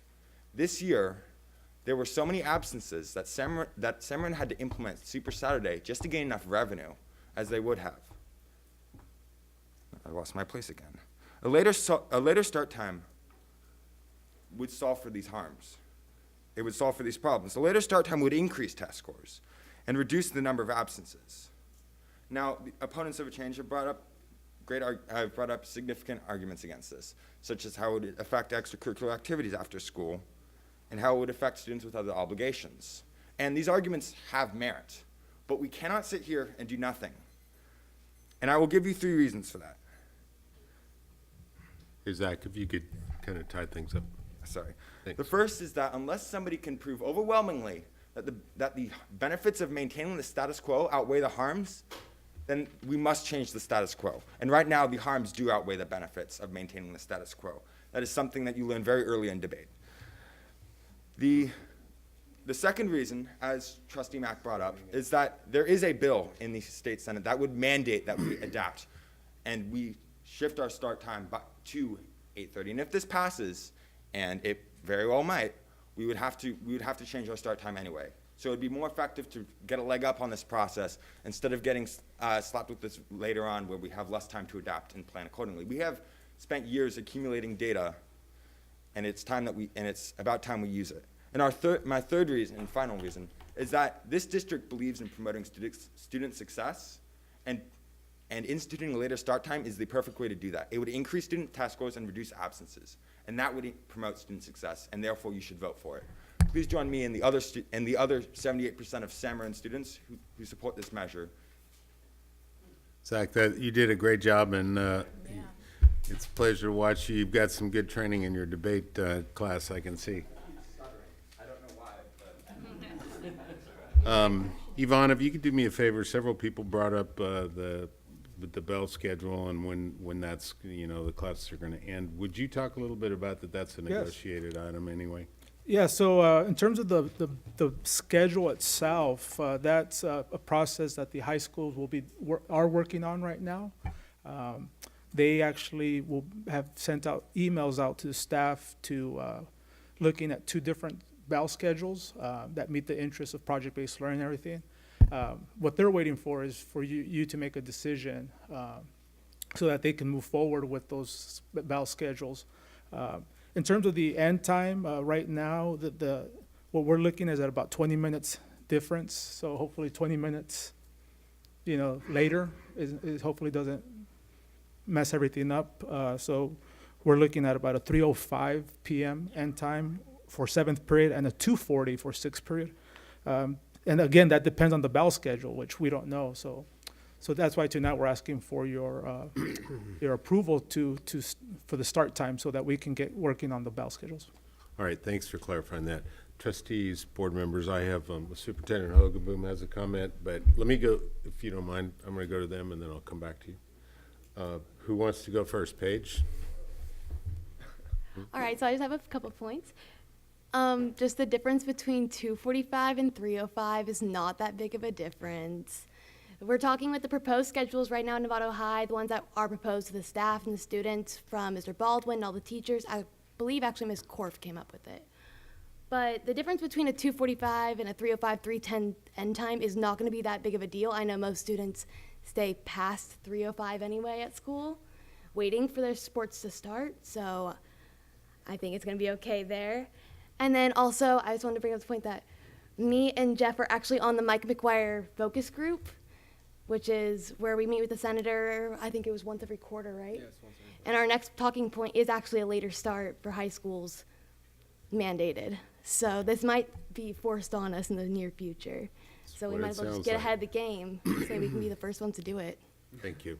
And Jeff? My points mainly consist of the biggest argument against this is mainly extracurriculars. It's just people who want to have sports, who want to have these extra things. But we're talking about the student. We're talking about what we need for test scores and like performance in class. We're not talking about outside. We're not talking about what you do in your free time. We're not talking about anything like that. We're talking about test scores and ability inside the classroom. And this is what really is going to show up on our transcripts later. And sure, sports look amazing and other transcripts look great, but having good test scores is a huge priority for class. And if we don't have high test scores and if we don't do something, I would consider this simple, to simply just raise them, what's the point of having such a big discussion over this anyways? All right, thank you. Thanks, Jeff. Superintendent Hogaboom. So one of the things I'd like, Yvonne, for you to talk about a little bit is Marin Transit, because I know that we had a lot of people, as Trustee Mack mentioned, on the committee, students, parents, and Marin Transit was there. And we took their input into consideration, but they did let us know that if we did that, the start time of 8, 8:20, and 8:40, that would impact one of their start times in their buses. And so we'll try to work that out. But do you want to talk about that a little bit? Yes, I received an email. So we've been working with Marin Transit very closely throughout this whole process since October. They've been at every meeting, every committee meeting. They've done scattergrams. They've done on when the Waze or when you do GPS, it gets red. And yeah, Rancho is a mess. But it's it's only with traffic. Yes, it's red completely for so this definitely would help out that. So the letter that we got this past week was regarding one of the routes that comes from the Olive neighborhood. And I'm learning more about routes. I believe it's the 154. I don't know why I know that, but I don't live here. But so I'm learning a lot about transportation right now. Other duties as assigned. So Olive to San Marin to Sinaloa. And about 50 students, potentially and it's in the languages they anticipate, they think So it's not, so we have to have a meeting with them just to get more concrete. I think at this point, they just want to give us a heads up that there might be an issue that they anticipate for 50 students that go from the Olive neighborhood to San Marin to Sinaloa. But we will have a follow-up meeting with them to discuss that. All right, that's a good point. Thanks for clarifying that. Back to the trustees. Do we have any further discussion? Or are we okay? Trustee, no. Okay, so trying to put this, I think this is going to have a bigger effect than some are characterizing it. Mm-hmm. So though I lean heavily towards an understanding that of the benefits, and I get that there are advantages, but like many decisions in life, you know, you got 51 good, 49 bad. And we're talking about time here, and time affects everyone. And what I think we need to recognize and be open to is that we cannot be minimizing the effect and overgeneralizing what we're doing. 10 minutes may sound like not a whole lot, but it's missed the bus that gets me to my job on time, which is the money I need to pay the rent. You know, one might want to minimize after-school lessons as extracurricular or whatever, but I can see it being a priority in a family's life, that they're able to have a schedule and a transportation and to make things work. So my point is, I think if we're going to go ahead with this, we're going to have to get serious about our ARs and our board policy, and I think we're going to have to go through a period of accommodation. And I really am, you know, in a democracy, in a republic, representative democracy like ours, I'm really disappointed with the process in notifying the elementary school parents and people. And I honestly have been consciously overlooking the small numbers of the survey and the effect. But I'm going to say, based on the survey, what I'm seeing there is 1/3 doesn't care, 1/3 wants to change, and 1/3 does, you know, does want to change. So I think it's up to us as educators to make a decision what's best for students. I think I'm hearing strong recommendations, you know, from our professional educators that this is something that should happen. I appreciate the students their statements today about their for and against, but I do want to caution them about overgeneralization and minimizing the effect that this can have on people's lives. So I don't think we should just be saying, hey man, this is, you know, let's just do it. I think if we're going to do it, we're going to have to be prepared at all levels, our administrators, our teachers, our classified, to deal with the effects that we're going to have on people's lives. And I don't want to hear that it's, you know, it's tough, tough luck for you. I want to hear we're going to accommodate them going forward. So that's what I have to say. I'm going to support it cautiously and hope for the best. All right, Trustee Aguilar? I'm going to be the bad one here, because I know students, for the most part, they want to start later, and that's understandable. Some teachers do want to start later. I believe that there's a lot of teachers that need prep time, and that's important. And I think that whatever they're doing now, they should stick to that. And I think that we should find a way, talking about accommodations, to accommodate teachers to make sure that they have enough preparation time as well. I say we delayed this process because for some of the reasons that were said tonight. I agree with that. I also believe that the timing is just horrible. I think that we're right now we are in the process of discussing the San Marin lights. I don't want to send out a wrong message saying that we're starting later, so therefore we can have the lights. Personally, I don't know what's going to happen with the lights. I don't even know myself, but I don't want there to be any connection with tonight's vote with the lights. So I'm going to choose not to either I ask that we delay, or I'll have to vote no. But I think, ironically, this process of starting school earlier is too early because of that situation. Another thing that really worries me and that I really think that sometimes we need to pay more attention to is the special education community.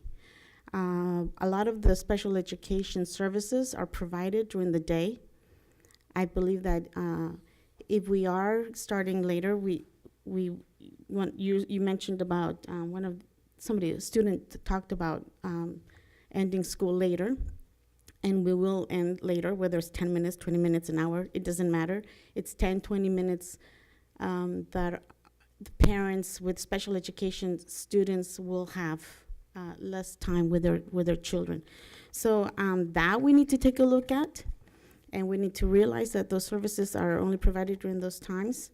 And even though I've read all this information that you have provided us, and I thank you, I have to be honest, there's still a lot of unanswered questions on my part, and not because that I haven't asked you, but just even tonight, you've had to explain a lot of stuff that none of us should have to ask tonight. It should have been as clear as when we voted for the immersion program. And people are still asking questions about this tonight. So I think for that reason, we also need to delay. And I respect the surveys, but I've also talked to students and teachers, and they've told me a different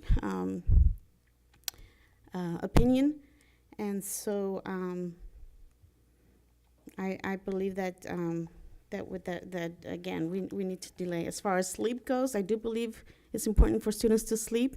So maybe as soon as we're done with this, maybe you guys should go to sleep because I know it's hard. And maybe we should have had this earlier so they could leave earlier. You know, I've spoken with many, besides teachers and parents, I've spoken to students. They're my favorite person to go to when I have a decision. And this was a hard decision. But I've spoken to many students and kids, and I was a kid myself, and I know that kids are not going to sleep more if we start school 10, 20 minutes later. I mean, they're still going to say, yay, you know, we get to sleep in. And 10 minutes to them, it is a lot.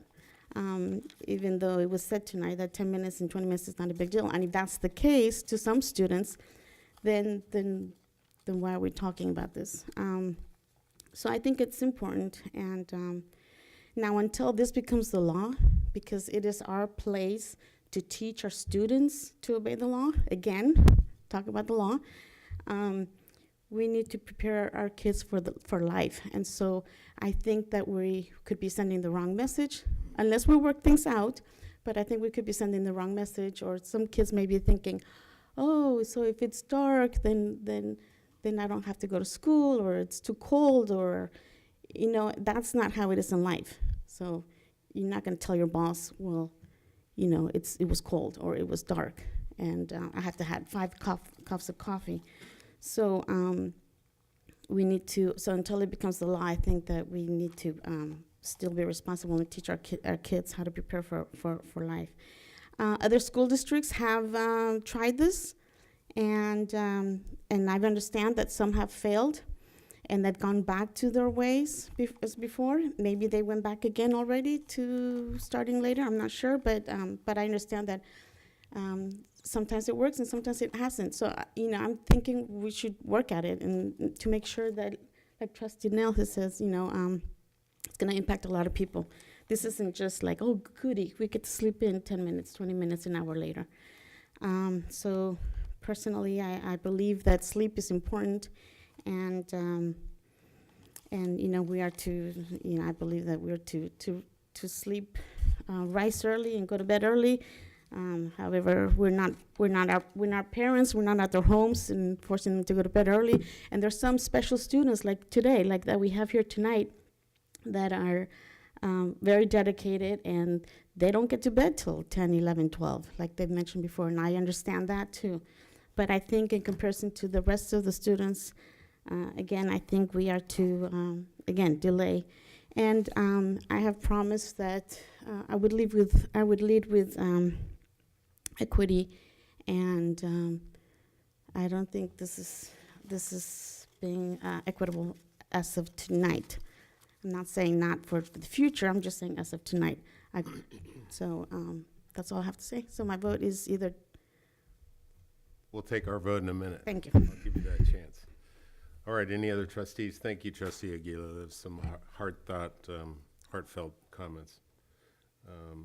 I just have a couple comments too. Just for Trustee Nell, I agree with your comments, so thank you very much. And the point you made about the 8 o'clock, that was a new bullet point added to this report this time around. It wasn't on the last report, so that was a little bit of a surprise to me as well. So just your comments were very valid, and thank you for expressing them, so. Thank you. And I just want to make a comment. Could I make just a couple minutes, I promise. I just want to, first of all, thank staff for the process and going through this. It seemed to me to be in a pretty deliberative fashion, and you did what I thought to be, I've seen many surveys through this district, and it seems to me that this was a pretty good turnout on surveys. I also think that I recall back to other meetings where teachers have come up and said, I remember one specifically, I was quite taken aback. She said, well, I teach a class, in my first class, they're always asleep in class.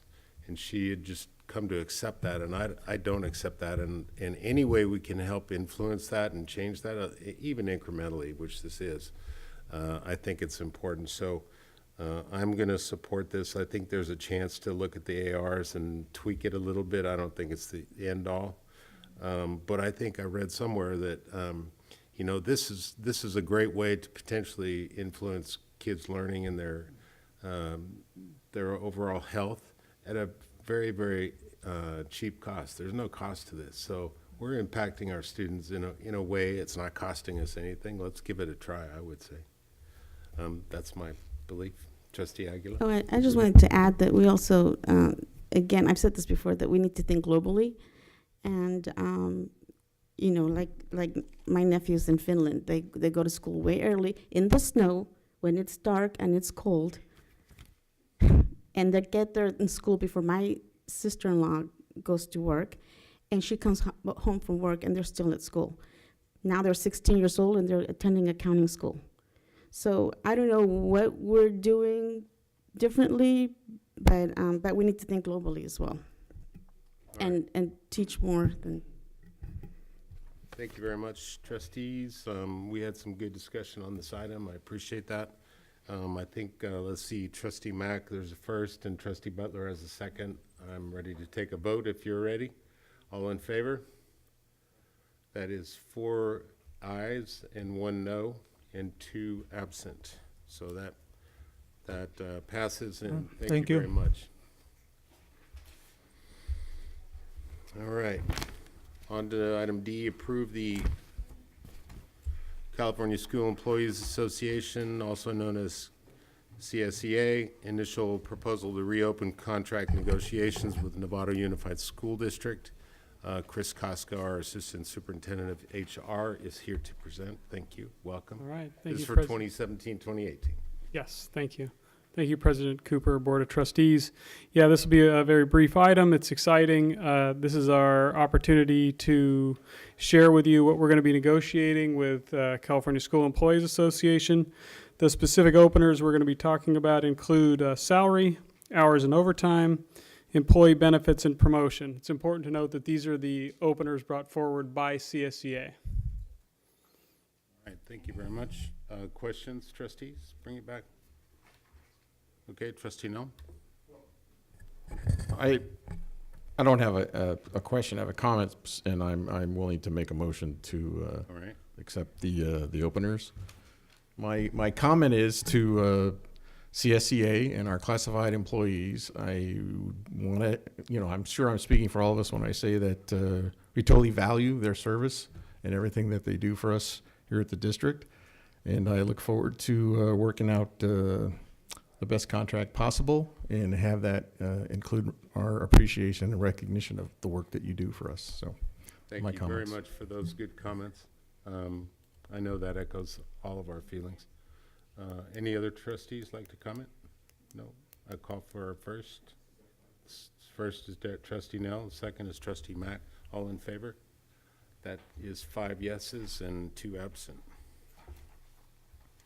And thank you very much. We're on to item E, approve Novato Unified School District's initial proposal to reopen contract negotiations with California School Employees Association, also known as CSEA, for 2017-18, I apologize. And Chris Koska once again. All right, thank you again. As I stated just a minute ago, those were the openers that CSEA has presented us with that they want to negotiate for the 17-18 school year, and this is our opportunity to share what our openers are for the 17-18 school year. So similar to CSEA, we want to open and discuss salary, hours and overtime, and then additionally we want to discuss transfer. So again, we look forward to good, positive negotiations with our valued partners at CSEA. Thank you very much. And, okay, I'm bringing it back. I hear some enthusiastic members back there. Any discussion on none? I'm seeing Trustee Butler as the first. I'll second. Trustee Nell is the second. All in favor? That's 5 yes, 2 absent. Thank you very much. And on to item F, approve 2018-2019 school calendar. Yeah, I think Ms. Vaughn made me blush there. So, Yeah, I know. Sorry. Yeah. Yes. So thank you, Ms. Vaughn. And thank you again, trustees. I come to you with the 2018-19 school calendar.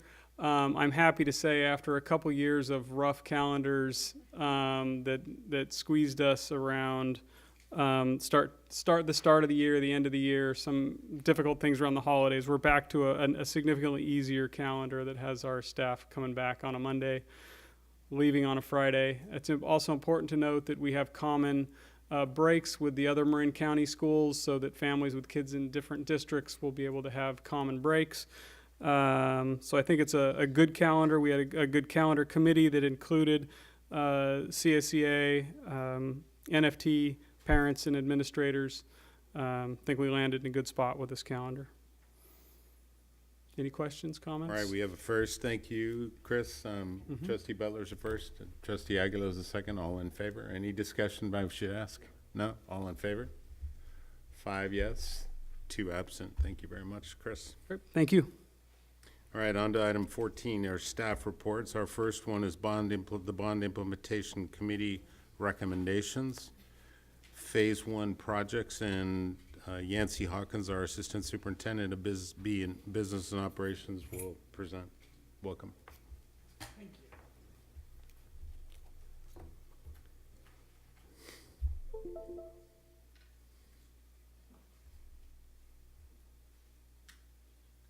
Now, did they talk to you about a limit on the number of slides? I'm just kidding. I actually recognize this, so yes. All right, thank you, and I'll skip the intro activity. No, it's all very President important. Cooper. It's all very important. All right, well, thank you very much, trustees. So I'm here tonight to go over the Bond Implementation Committee's recommendation for the projects for the Measure G bond. And so we went through, and so sorry, this presentation actually is the exact presentation that was given to the Bond Implementation Committee on April 3rd. And it includes basically the process that the implementation committee went through to make these recommendations. And so I wanted to go through that process with the board tonight. So the first thing we had to do was obviously bring together the committee. The committee had almost 50 members, as we were talking about large committees tonight. And we wanted broad representation. We wanted representation from all schools, most of our major groups, campus groups, as well as teachers, classified employees, administrators, community members, et cetera, et cetera. So we got a great group together, and when we went on to their their responsibilities. Hold on. This isn't the right presentation.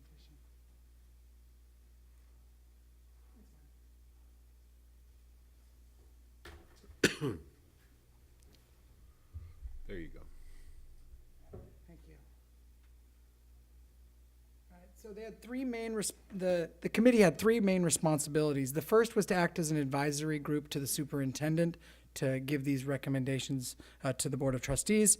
The second was to act as liaisons to their sites to tell them what was going on in the committee and what work was being done and how it was being done.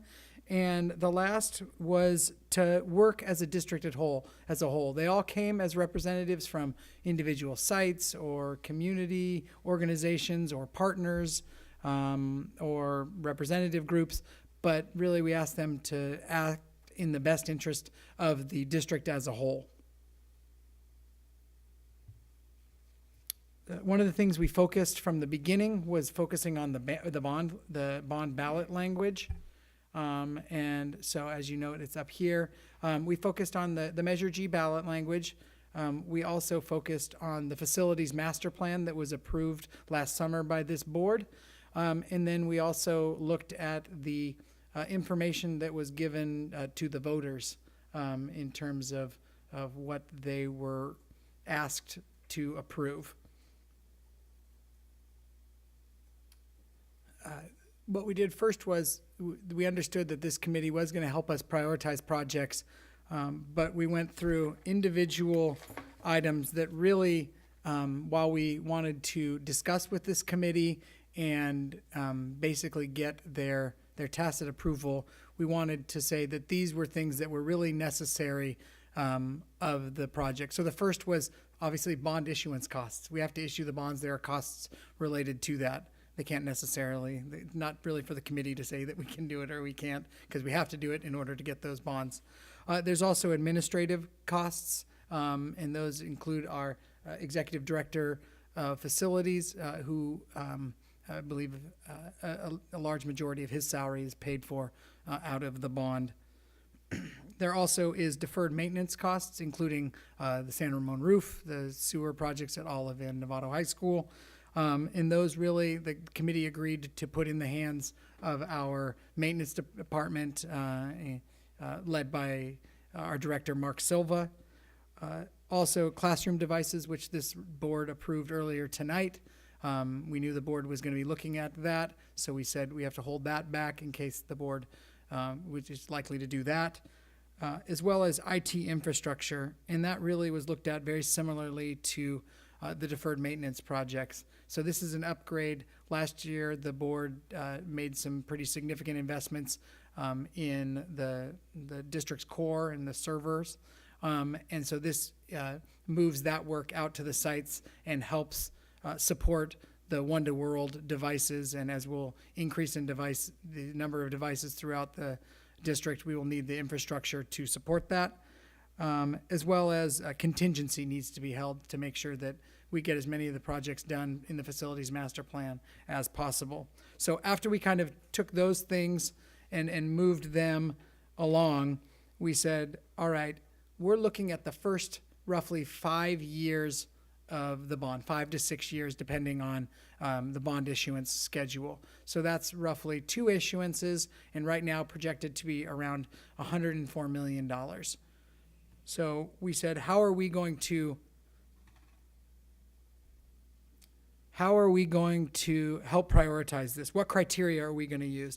So the committee discussed and determined list of priorities, and then through voting ranked those priorities. And as you can see them here, they fell into a top 2, which was educational impact and safety, and then 8 additional priorities. And I think it's important to note here that the committee believed that all 10 were important, and projects that fit multiple criteria should get some greater look, as well as it was important to look at the project list in total to ensure that we tried to hit all of these priorities. The committee then moved forward with to create a list of top 15 projects. So we took the entire facilities master plan, 200 pages, boiled that down into about 38 projects.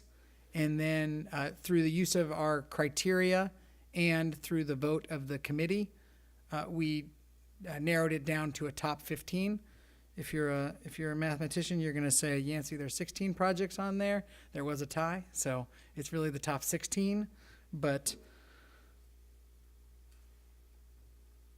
we then tried to get some more information in terms of with the committee. So we had the top 15. We had them narrow it down again into a top 5 projects. What are your top 5 projects? What are your top 3 need projects in the district? You might want, something that's really exciting, but hey, you know what? We really need to do a different project. And then a top 3 value project, because we knew that if you only have 5 projects in a top 5, you might want to be naturally, to decide on the most expensive projects. So what projects were kind of the most bang for your buck? So we looked at those projects.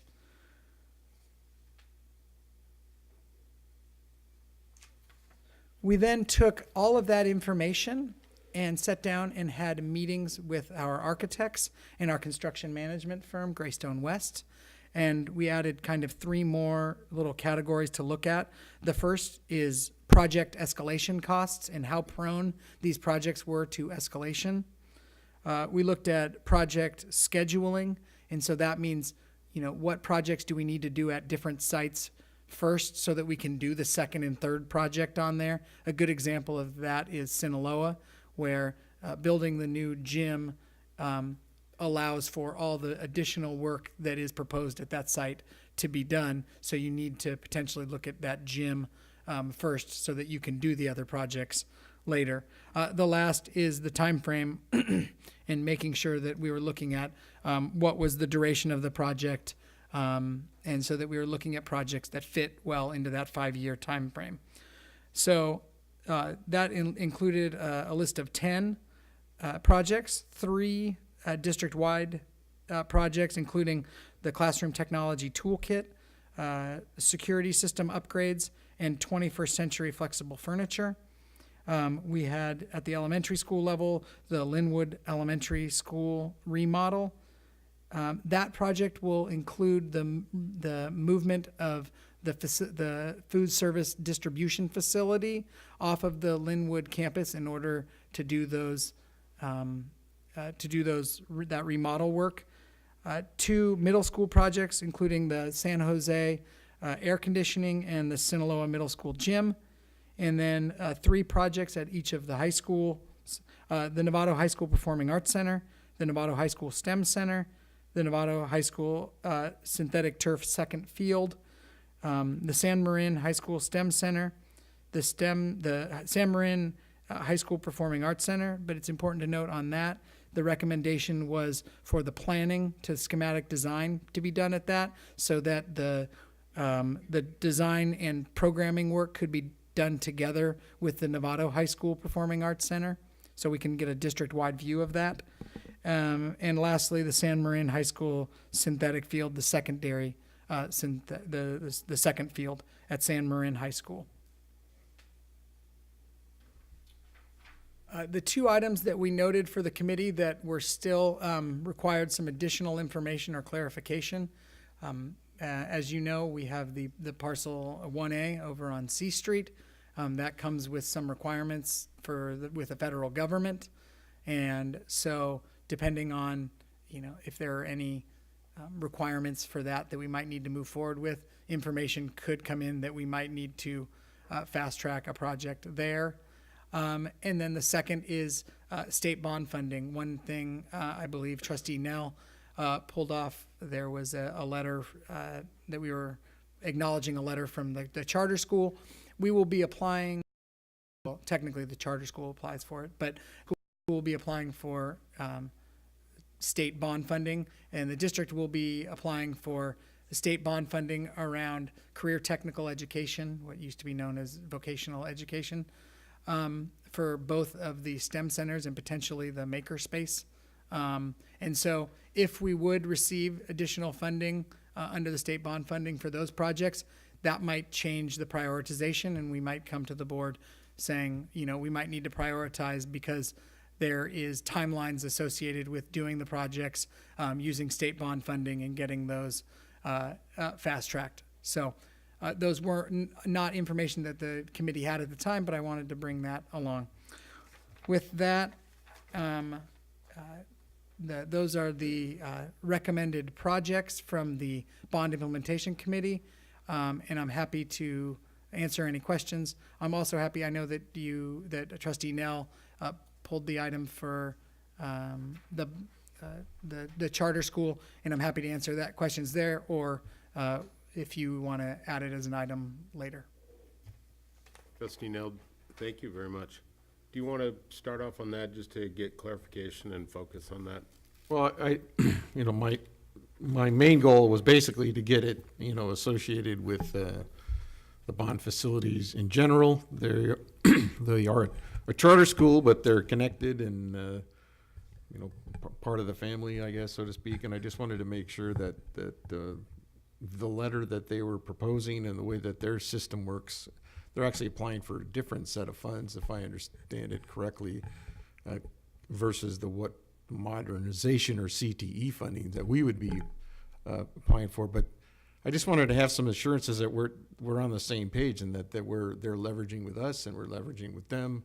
And I just couldn't tell from that report, you know, to what extent, you know, what their plans were and the amount of money they were going to borrow and what they wanted to do with it, and then what our role would be.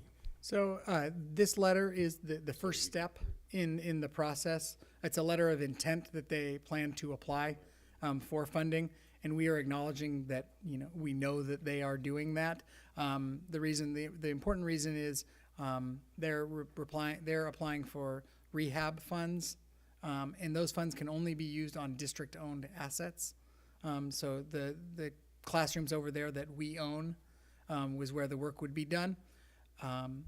It's important to note that this acknowledgement of the application, or even what would be the next step in, does not obligate us to move forward with the project or support the project. That would be a decision of the board that would be made ahead of that, down the line. But this says, you know, we acknowledge that they are going forward with the project. I mean, going forward with the application for state bond funding for this. And if we were approved if the charter school was approved for funding at the state bond level, that may change our decisions on how we might want to allocate funds, or this board might want to make decisions. But this does not in any way obligate us to spend any money to support it. We are simply acknowledging that we know about this application at this point, and this is the first step in a 3 to 4 step process for that.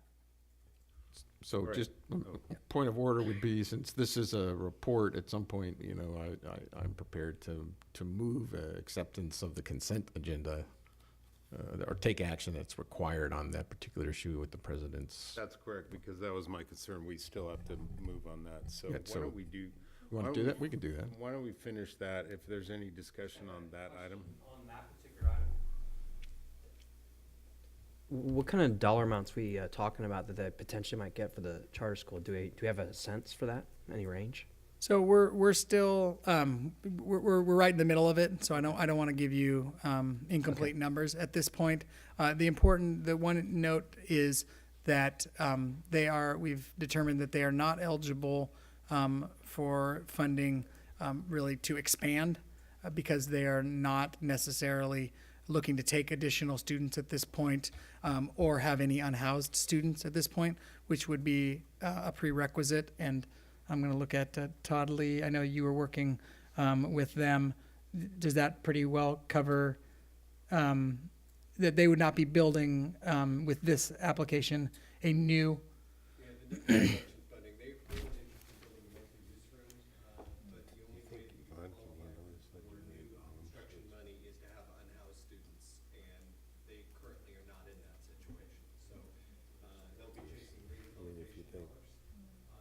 That's not the big he can do it. She's already here. We're gonna get to it.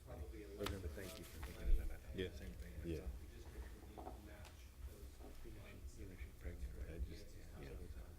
3 months, first quarter.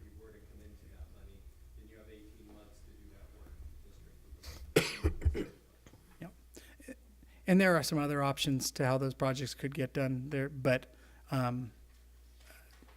I would expect that, you know, that we would likely be asked to support if they move forward and this board deemed that it was a project that they were interested in prioritizing.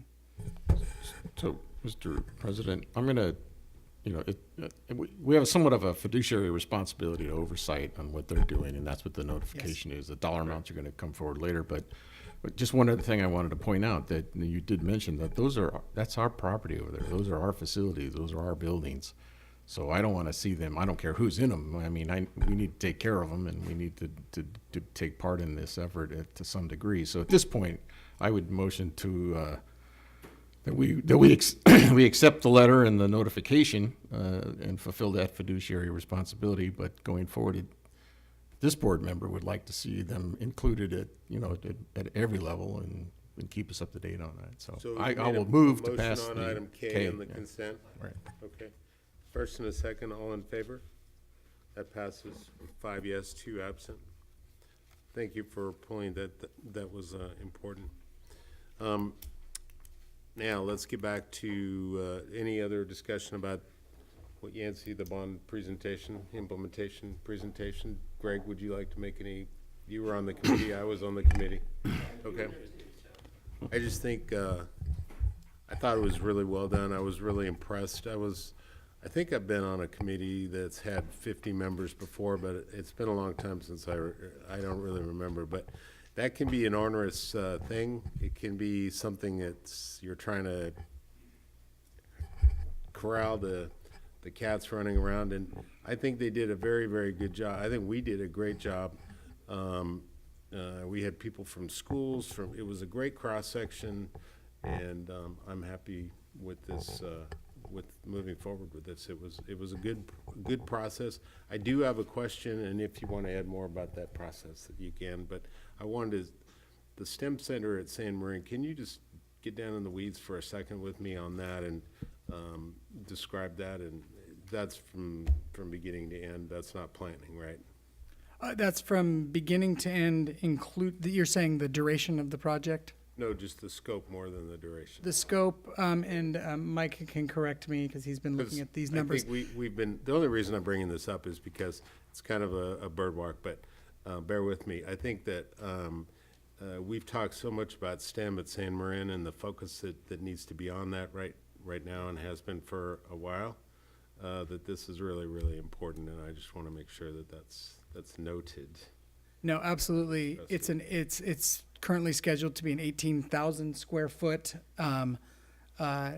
center, including at least 10 classrooms, as well as additional space and storage space and collaboration space. It's very 50,000 foot level around, roughly would be the size. But the first part, if the board approves that, is that we will go into programming to really determine, working with the site, working with administration, to determine our exact needs and make sure that we're building what the district needs and not necessarily what the architect thinks we need. I like that. Very good. Thank you for indulging me. Yes, Trustee Nell, or Trustee Butler, and then Trustee Nell. Or Mac. This one trustee who was not on the committee, I'm really relying on the committee for their recommendation. So, and I know what's been going on and involved, and so thank you to the committee for narrowing this down and figuring out what the projects we're going to do first. And I totally get that you have to do one project in order to get to the several others at that particular site, if there's a site with several projects. So on a couple of things though, I'm looking at like bundling things. So if you're going to do AC at one school and another school wants AC, why aren't we bundling those together in order to get the best bang for our buck? So I think it's an example would be Loma Verde, I think, wanted air conditioning, and now we have San Jose listed as air conditioning, but not Loma Verde as well. Is there a reason? I mean, I know that we only have a certain amount of money to work with, first of all. And then for another example would be like turf fields. So why wouldn't we just do all the turf fields in order to get the best bang for our buck? Absolutely. And so there are two ways that we really look at bundling projects, and it's either trying to do all of the work at a single school or several projects at a single school at one time, which saves you on mobilization. You can put it together as long as if you're going to bid them out together, the same company's doing them. So you can do that at a single school. The other nice thing about that is when you're doing, so one thing that we noted, and actually I apologize, it's on the project list, but one of the things, when you look at our facilities master plan, you note ADA and Tier 1 basic needs. That includes deferred maintenance, but it also includes a lot of upgrades that might need to happen at a site given different ADA requirements or different even requirements at the state level around electricity use and conservation and different things. So there's a lot of, as you upgrade projects, you definitely have to upgrade to the latest ADA requirements. So if you do a bunch of projects at once, you don't have to necessarily do upgrades each time to meet whatever small changes they may have made over the time. So you get that,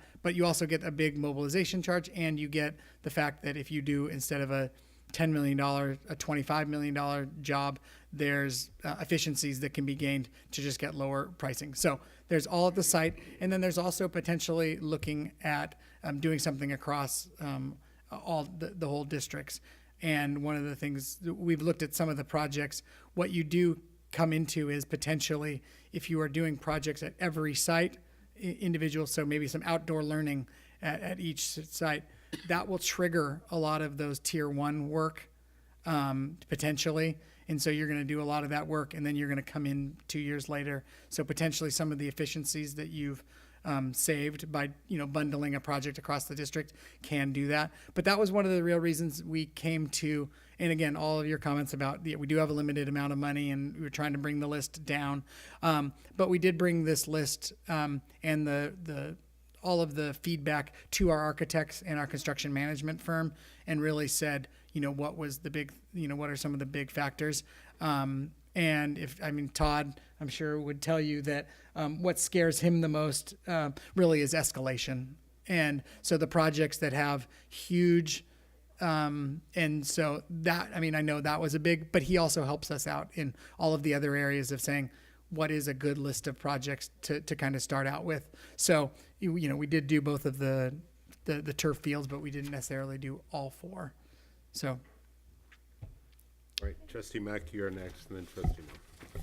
Yeah, and one of the things, so to kind of relay my experience on the committee just a little bit beyond what President Cooper said, I think we all learned a lot about escalation, about project composition, if you will, in terms of how some projects are less susceptible to escalation, while others are extremely susceptible to it, such as the STEM centers, as well as the PACs.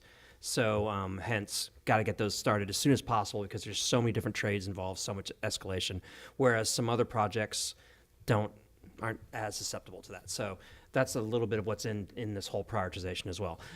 Like Trustee Butler, I was pushing for those turf fields across everywhere, but that's okay. It didn't happen. As well, there are some other projects that fell off, and the point I want to just make now is that let's be sure that we don't lose in round 2 how important they were in round 1. And I'm sure we won't, but there's some projects out there that some people were disappointed didn't get on there, like the elementary stages and kitchens. That's a big piece, and that's a big bang for the buck across the district. But sooner we get onto those, as well as the middle school turf. I think that was there's a lot of people disappointed that didn't happen. So, thank you. All right, Trustee No. This is a lot like arguing over time and calendars. It seems like so much going on and so many different opinions about what to do and whatever. But I congratulate you and the committee for working through this, and I feel like I'm taking my lumps too on my priorities here. But this is for the good of the district, and this is a good plan. So I'm ready to move forward. I do have a question though. It's where are we moving the fans distribution facility to? Is it permanent or temporary, or how are we dealing with that? I never got an answer. So it's likely a permanent move off of the campus, depending on the programming that's done, given the issues that we have at Linwood and the distribution facility at that. But we will, as part of the programming, we will need to determine an alternate site, and the board will have to consider that and approve wherever that may move to. Okay, so the answer still is we don't know. We don't know. Okay. Well, as long as we don't starve, we'll be good. I was wondering the same thing. Anybody else, trustees? All right, how about a first? Oh, that's true. Yeah, it's late, I know. Okay, thanks, great job. Thank you for keeping us posted on that. And now on to item B, California State Teachers Retirement System.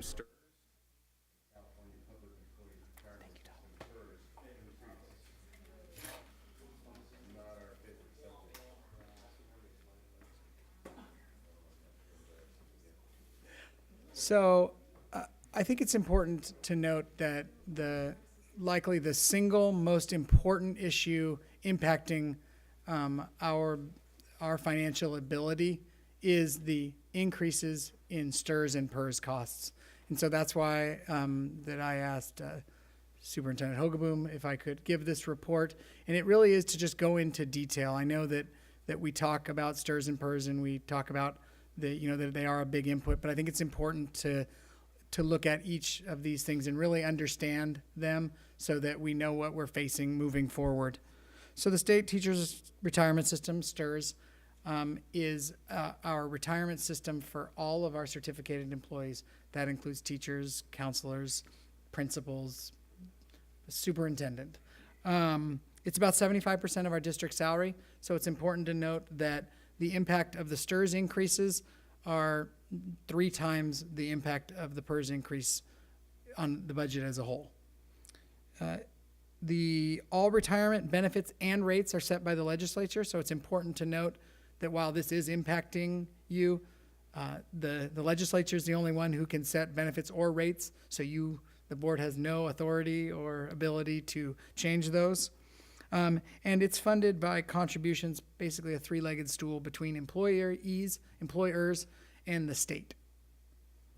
Could you elaborate on the length of those different stool I will legs? in just a moment. All right, thank you. But I'll tip off that ours is we have the longest stool leg. The unfunded liability was roughly $74 billion as of June 30th, 2014. It's important to note that you'll hear a lot of different unfunded liability calculations. There's a lot of different ways to calculate it. All you need to know is that it is massive in the state. In 2014, the state came up with a plan, a 30-year plan to deal with the unfunded liability in STRS. It increased the rates across all 3 of the 3-legged stool. Employee rates increased from 8% to either 9.2 or 10.25%. Employer rates are scheduled in law to increase from 8.25% to 19.1%. So that's a 10.85% increase over 7 years. The state's on behalf contribution it was a little bit more than doubled. And the legislature also gave the STRS board the additional authority to increase the rate by another 1.15% if need be. And I'll get into why that's going to need be in a little bit. In terms of brass tacks, over 7 years, our STRS expense will increase from $3.2 million to $7.5 million, an increase of $4.3 million. And just to kind of let you know where we are in that process, we've increased $1.7 million annually so far. We still have another $2.6 million annually to go up as we go on this. So we're obviously we're not completed.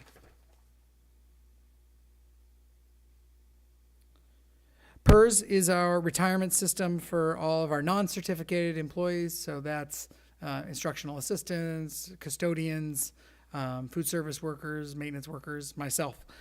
They're a little bit different. It's not just in schools. So this is across a lot of different industries, state, state public employees, some city public employees. All retirement benefits and employee rates are set by the legislature, but in an important difference between STRS, the employer rates are set by a PERS board each year. So they have an independent authority to change our rate each year. And while all of the STRS rate increases are set in law to be scheduled over 7 years, the PERS board gives estimates on the increases for that. Also, it's a little bit different. The funding is only by contributions from employers and employees. The state does not put in a supplemental contribution in PERS. The unfunded liability was roughly $60 billion, almost $60 billion in 2013. PERS funding is the employer rate is projected to increase from 12% to 28% over the next 10 years. So these are projections, and they actually just after I put this out, they put up some new projections that actually ticked it down a bit, which is the first good news I'd heard about PERS and STRS in a long, long time, but still to 27%, so not really great news. And the state, we noted that the state does not make an on-behalf contribution. 25% of our employees' cost is in PERS. So similar to STRS, where we in the impact, we were about 1.4 million. We're going to increase to 3 million, which is an increase of 1.6 annually. But we are earlier in that process. We've only increased $0.3 million so far. So we've got another 1.3 million annually to get to. So as you kind of list there, we've already gone up significantly, and we have another roughly $4 million annually to go. And just to kind of put that into perspective, that's another 40 teachers that we could hire in the district. One kind of last thing just to clarify, a lot of people said, hey, I thought we passed that pension reform back in 2013. Shouldn't we be all good? So there was pension reform in 2013.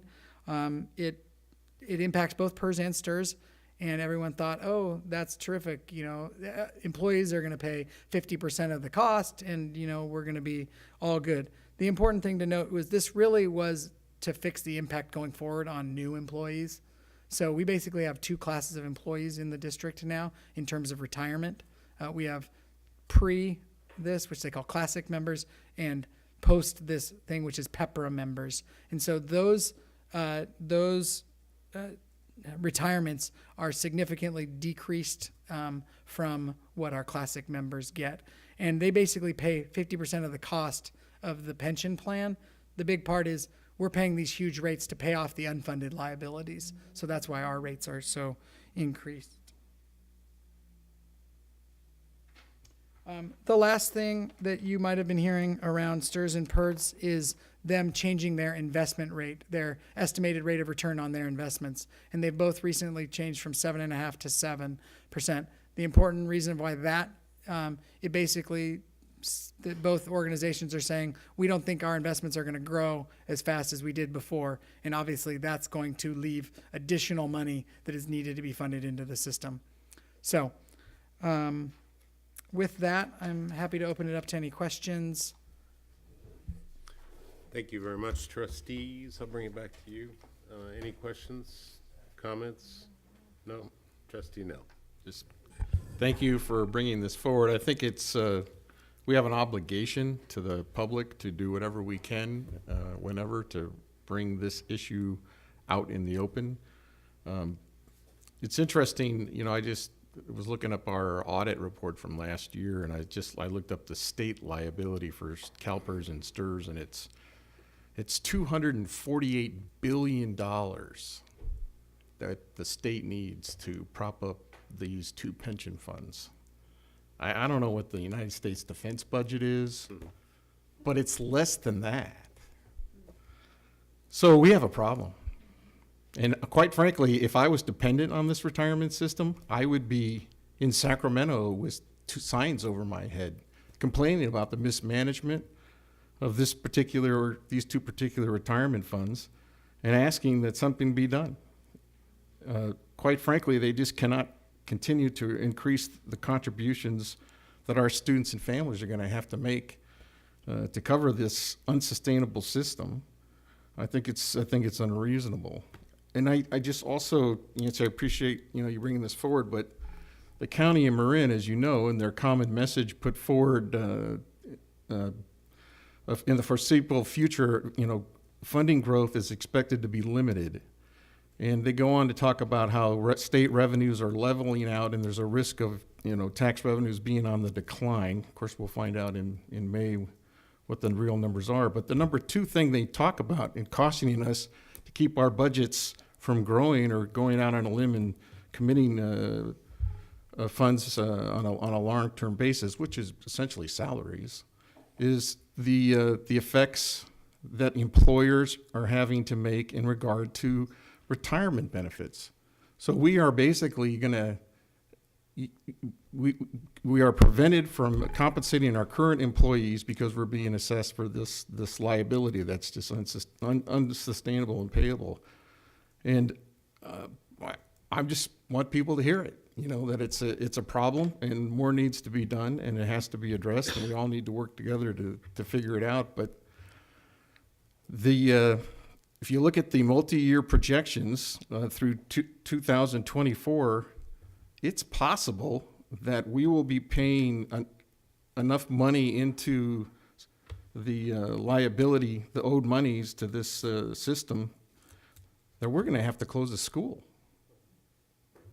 We're going to have to lay off, somewhere between 40 to 65 employees to continue to keep our budget in the black in order to sustain this system. And to me, it's just ridiculous that we're not really addressing it every day at every level. So I appreciate you bringing the report forward, and I say tell a friend. Thanks, Derek. Trustee Mack. Yeah, and the summarization you got here at the end, Yancey, just really nails it, and that is that basically the impact of the STRS increase is $1.7 million annually this year. By 2021, it will be 6.1 million annually. That's a lot of money that we got to just dig up. And we were in an increasing revenue situation for a while there, but as we've been told, that's tailing off, and we're pretty much going to be flatlining within about the next year or two. That money's got to be found somewhere, and I really don't want it to go to that. I want it to go to salaries. I want it to go to enrichment programs. I want it to go to all the things that we need to do for kids, not for people that are long gone. And to Trustee Nell's point, and I've said this before, my only saving grace in this is that this is a big problem throughout the state. And the semi-good news is that I think we're relatively in better shape than most other agencies in the state, in that we have a specific reserve for this. So I can only hope that, unfortunately, we're going to have to see some very ugly civic bankruptcies, civic agencies going belly up before this gets fixed. And that right now, I just saw an article yesterday in LA Times about the city of LA. And it's much worse there. So anyway, I'm exasperated. Can you tell? Thank you. I think we're all in total agreement with you. I think, I'm thinking, we got to do something. What do we do? Because it's not sustainable. So we're going to have, as a body, you're going to have to figure something out. So, all right, any other comments? Okay, thank you very much. That's, as a staff report, we appreciate you coming and presenting that to us, and keep coming, and because I think we need to, and the public need to keep hearing that message. And on to item, I beg your pardon, hold on one second. We have one, Aaron, I'm so sorry. You'll never forgive me. I almost forgot. We can underline almost. So, Aaron Fix. Hi, Aaron Fix, President of Novato Federation of Teachers. I just want to say this is a very loaded topic, and I want to be really careful about how we talk about it because unfunded liability is language that has been used in many states to gut pension programs. And I think it's a little bit dangerous to write retirement as a waste of money or something like that. A decent pension program is one of the big draws for being a teacher. And one of the things, it's one of the compromises you make as a public school teacher is that you agree to take probably a slightly diminished salary and in trade-off for good health benefits, good retirement benefits, and job security. And so those are the kind of people that are attracted to becoming a public school teacher. We tend to be risk averse. We like stability, and a decent retirement plan is part of that. So I don't think the solution to this is to gut STRS or gut PERS. It is expensive. I would double check on those numbers about the defense budget. I somehow don't think that's the case, but I may be wrong. Yeah, it's big. It's bigger than the other top 8 countries combined. And so it really is one of those things where it has to come from the state. It has to come from us presenting a united front to Sacramento saying, look, it's really disingenuous to say, oh, we're going to restore you to 2007, 2008 levels, Prop 98, and then turn around and put such a heavy burden on districts. And Trustee Mack, I think you're absolutely right that we are better positioned. By NFT's calculations, we're probably in the top 15% in terms of reserves and our kind of fiscal stability, which means there are going to be a lot of school districts that are going to run aground before us. And what's going to happen when school districts start going bankrupt? And are people just going to sit around and say, oh, I guess they're bankrupt, their kids don't get educated? I mean, that won't happen. My fear is it's going to be used as an excuse to try to gut STRS. And when we're already in a teacher shortage and we have a 2-tiered system already, and then we wonder why we're having trouble attracting new teachers when we've already harmed their pension, I think that would make things significantly worse. So, thank you. Thanks a lot, Aaron. Appreciate your comments. All right, on to item C, new local control and accountability plan, LCAP, dashboard and progress monitoring, and Julia Kemke and Yvonne Chides. Sorry we're keeping you guys so late.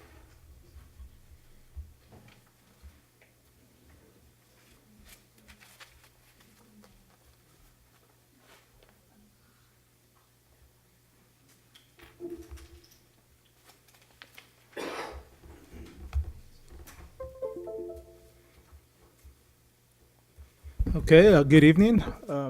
This evening, we're going to present an update to our local control accountability plan, the progress that we've been making so far, and also to show you what that looks like on the California dashboard that is now public for all to see. So so we have a PowerPoint. So the two things that you have is a PowerPoint, which we will be projecting here, and then also the dashboard. The first page should be the equity report. And what we're going to do is essentially the PowerPoint goes with that report. So Julia's going to kick us off with the first slide. So this is a reminder from our update in February about what the dashboard looks like. So what we're going to look at tonight are the 6 state indicators. They have not released the local indicators, so we're not going to take a look at that. And the 6 state indicators are showing us a few different progress areas with specific focus around graduation rate, suspension rate, college career, and then academics is mostly what we're going to look at tonight for our NUSD specific data. Last time we presented, it was before the data has actually been released. So like I said, all of this has been pre-populated by the state. It's our data that's then shown in another way. You're going to see it's color-coded. For the first report that we take a look at, the equity one, we'll kind of run through that to give you an idea of what that means. Each one of those indicators is measured in a different way. So we'll start off taking a look at the first round, which is so blue being very good, green being, we're still going ahead. When we see any of our student groups or any of those indicators that are yellow, orange, or red, those are areas of need or of concern for the district. So the equity summary is the first page that you would see if you looked up Novato Unified School District, and it shows for us, this first page looks very, very good. As you can see, suspension rate, English learner progress, graduation rate, English language arts, and mathematics are all either green or blue. Again, that indicates that we are at or above the state average, and we've maintained or increased our status in each one of those categories. So each one of them has a slightly different meaning behind them that we're going to dig into in just a minute. The equity report doesn't show us the opportunity gap, which is interesting. We're going to go into that when we look at some of the other reports. So it's funnily named the equity summary, even though that's not quite right. You're doing this next one, right? So the first report that we're going to look at and just go a little deeper is the suspension rate report. What you'll see here is the status, the percent of students suspended in the current year, and then the change or of increase or decrease from the prior year. So for all students, we have a 2.7% were suspended. That is a 0.4% decline from the prior year. So that's what we want to see, obviously, the decline there. But we do have some concerns. What you see there are student groups furthest from the goal. So these are the 3 student groups that we have concerns because of their suspension rate being much higher than our district rate. So students with disabilities have a 6.5% were suspended. That's a 0% change from prior year.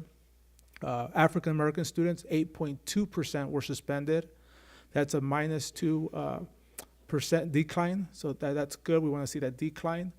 And then the Latino students, a 3.5% were suspended, and that's also a negative 0.2%. And that right there, the state says it's maintained. So in this case, we want to see a decline. The one thing that we're going to be mentioning on the last slide is the strategies, is the now what. So what are we doing with this data? Moving on to the next slide is our graduation report.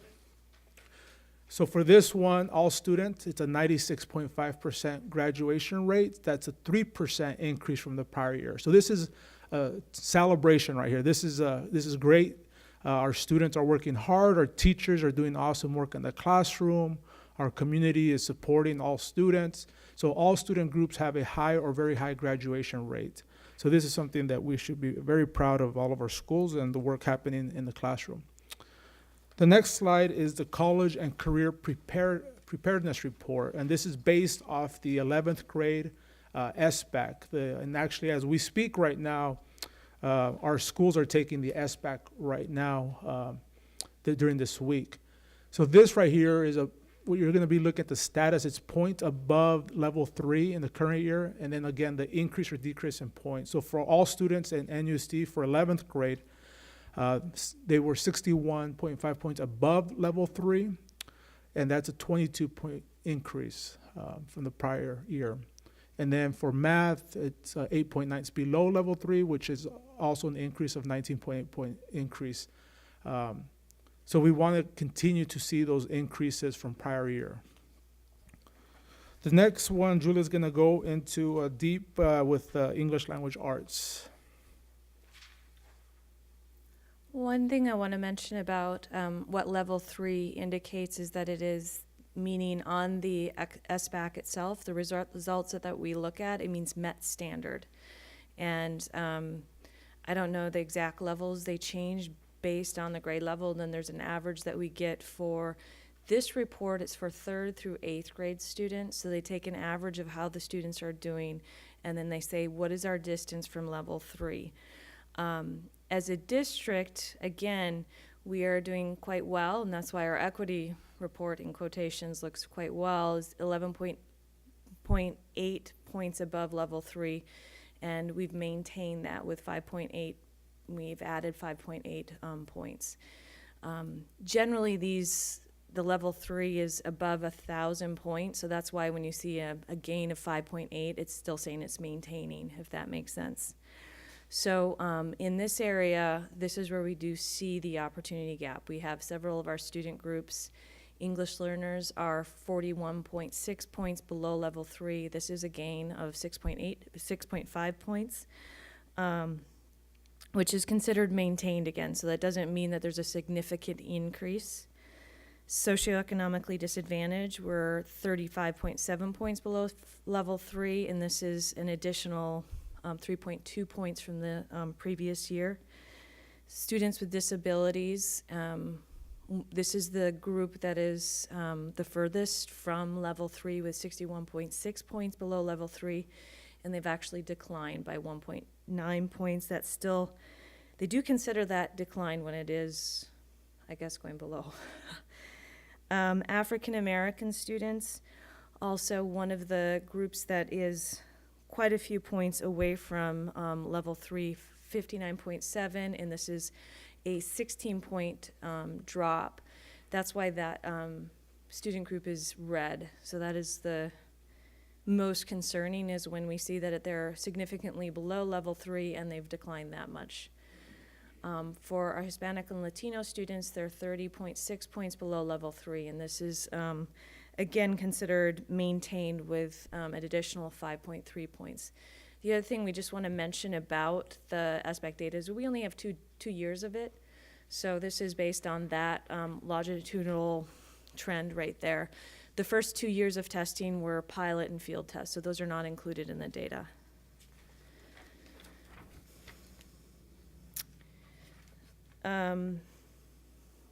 The next group, the next data that we're going to look at is the math assessment report. Again, this is the average of our 3rd through 8th grade students on the SBAC test. Same kind of data demonstration where it's points above level 3, where it's showing that you've met the standard. And then for all students, we're 2.9 points above level 3 with 3.1 points increase, which means we've maintained. English learners were 57.7 points below level 3, maintaining with just a small increase. Socioeconomically disadvantaged students are 54.2 points below level 3 with a small increase there, so that's maintaining. Students with disabilities, again, one of the groups that we're most concerned about because they're the furthest from level 3 with 79.4 points below level 3, and they have had a decrease of 7.2 points, which is considered, it is considered a decline at that point. African American students, again, significantly below level 3, being the lowest, the furthest from meeting the standard in math at 82.4 points below level 3 and a 4.3 point decline. And their Hispanic and Latino students are 50.4 points below level 3 with a small decline there. The last page in this report, and all of this is available online. If you go to the CDE website and you go to, or if you just search for California dashboard, you can search by the district to see this data. This last report essentially is showing us all this data in a full chart. So you can see and run your finger down to see how each one of these groups is performing. The only area that we didn't go through that's displayed here is the English learner progress. What this indicates is how our students are doing, both the redesignated students and the English learners on the academic test, as well as they add in, they don't have all the data there, they add in our redesignation rate. So in that area we are green, meaning that we're meeting the state standard, but they haven't released all the information about that category in particular. So some of the things that are actually in the LCAP specifically called out that we know are research proven to address some of the opportunity gap that we just saw in the data are, of course, our work with the National Equity Project. We know that some of the reasons that our students of color in particular that are not doing as well as other students is that there are some structural issues within the system that we need to address. And so the National Equity Project has been a really great partner in us identifying some of the targeted strategies that we need to do. We're in our second year with them, and we're going to continue to work with them next year. So that will be reflected in the final long version of the LCAP, as well as you can see it reflected in the short version.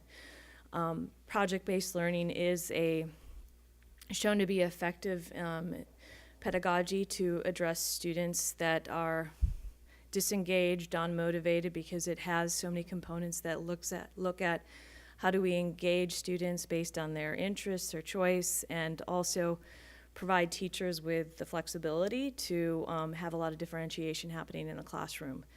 The instructional coaches are there to support the teachers in implementing those new instructional strategies. They are also in the LCAP supplemental.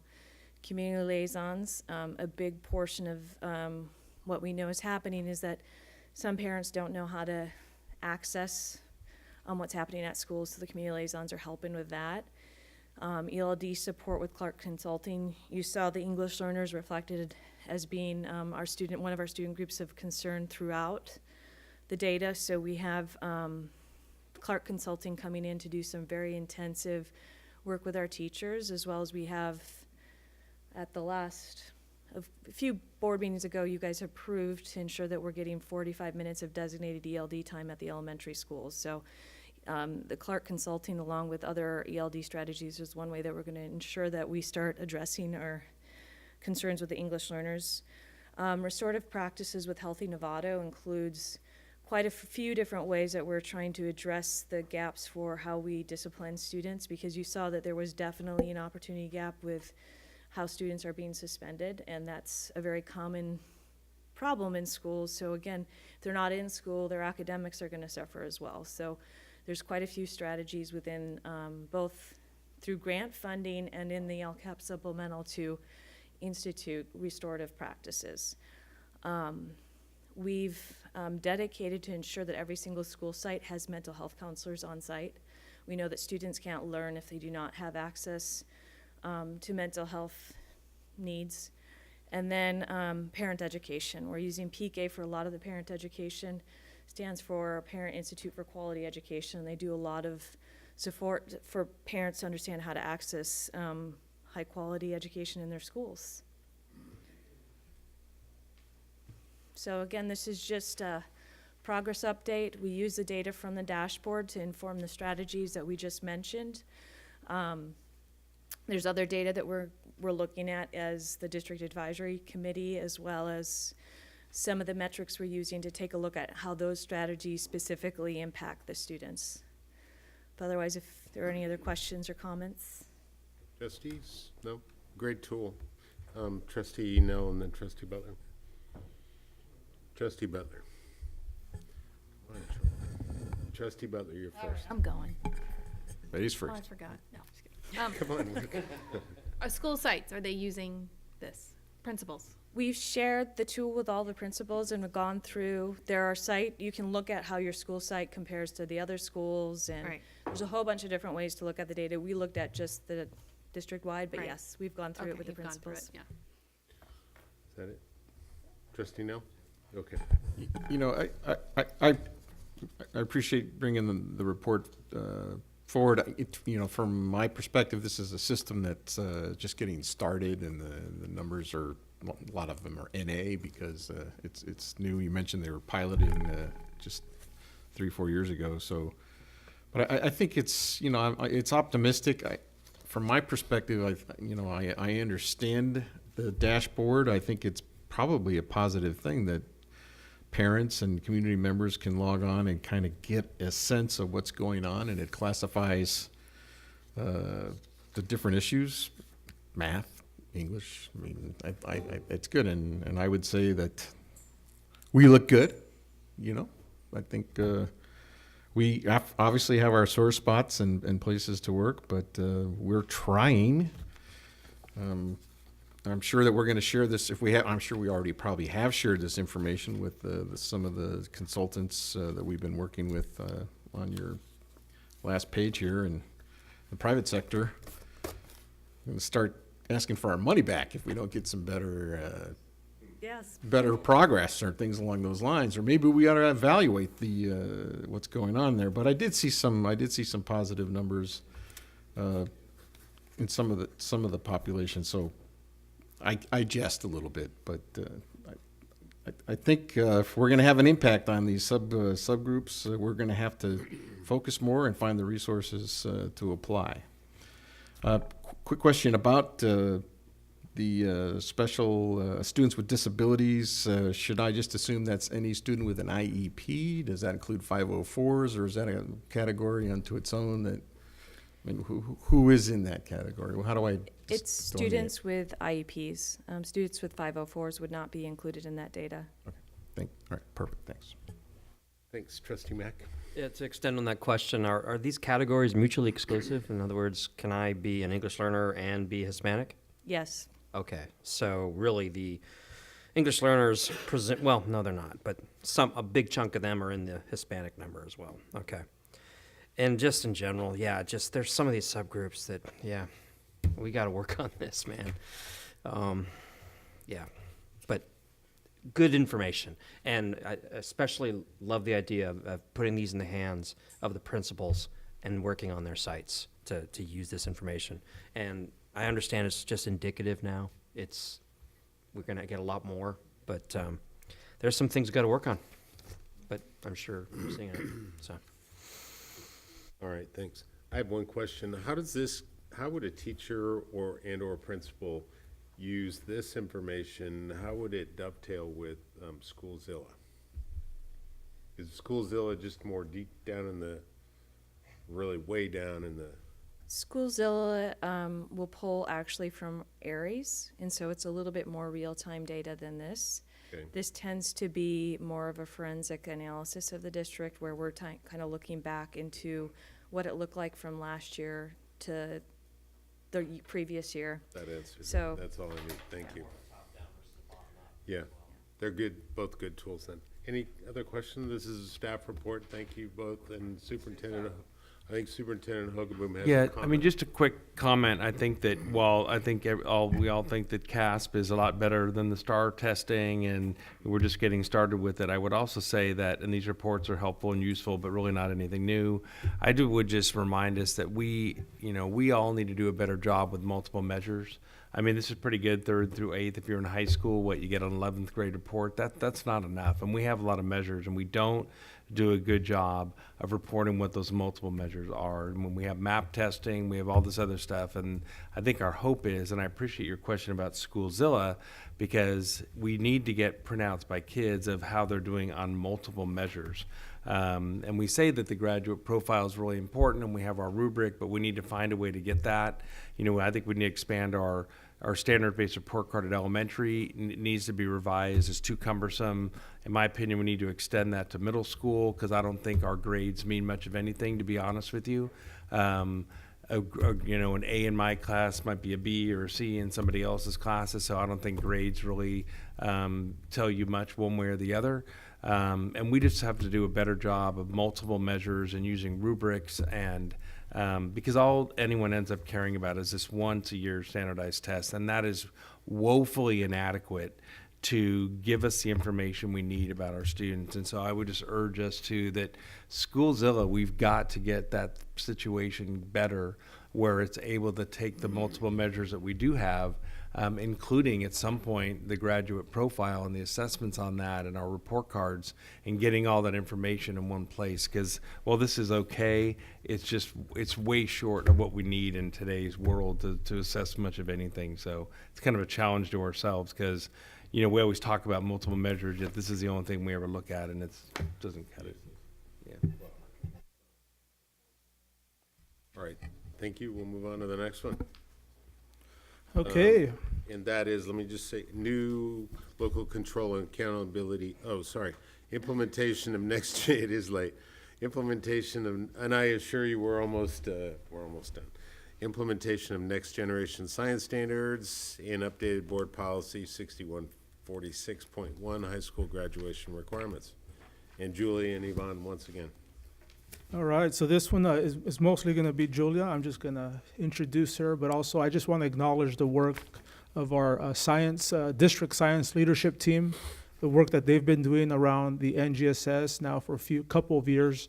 Also our instructional coach, Mark Neiman, who's also been very helpful with our high schools, bringing them together, both high schools, as well as Marin Oaks. So other than this, Julia's been leading this work. It's definitely, what I say, it's not hard work, but it's heart work, because this is important for our students. And this is the next generation. This is it. This is what our, real life relevant science for our students. And so she's going to discuss how we're going to meet the needs of our students. Okay, thank you again. Yes, members of the science leadership team, Mark Neiman included in that, would have been here tonight, but they kind of declined based on the time on the agenda. So I'm really representing them and their leadership because it has really been a charge to our teachers saying this is kind of your work and we're going to support you in it. So I am up here to present a lot of what their thoughts have been around the changes to science instruction based on the new next generation science standards. So real quickly, because we've been through this before, is kind of the process for implementing new standards. The framework was written and finalized in 2011-13, and then the actual standards were adopted in 2013. We've moved through the awareness phase with information going to teachers and administrators. We still yet have to do some science nights with parents. That's the next part of that awareness phase. We are officially in the transition phase. We've been probably between transition and implementation phase ourselves as a district over the last year, because there are definitely teachers who have created and are implementing instruction that is aligned with the NGSS.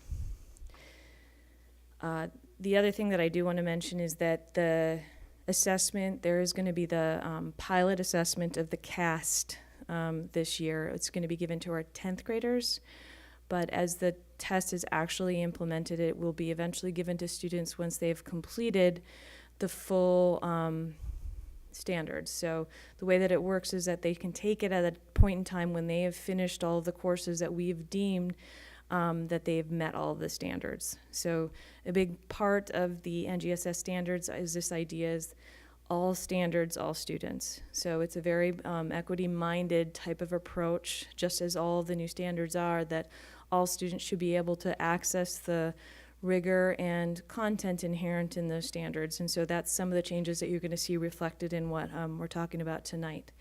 So you'll see next to the NGSS kind of California timeline is some of the stuff that was happening locally here for us.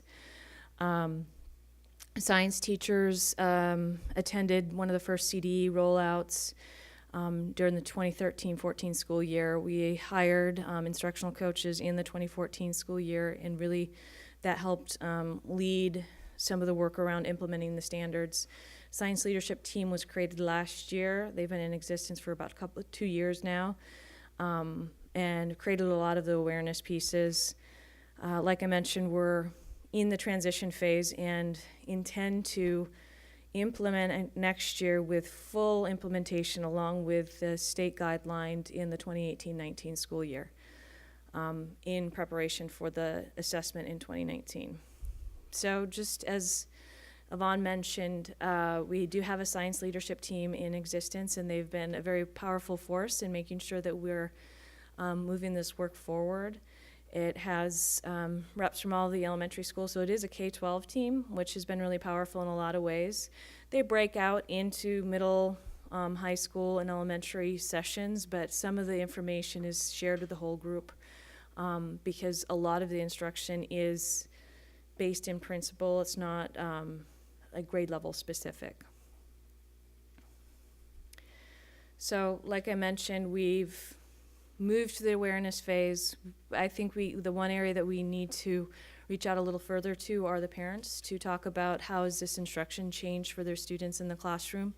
Again, it's mostly just positive changes where you're going to see more hands-on opportunities for students based on the way that the standards are set up.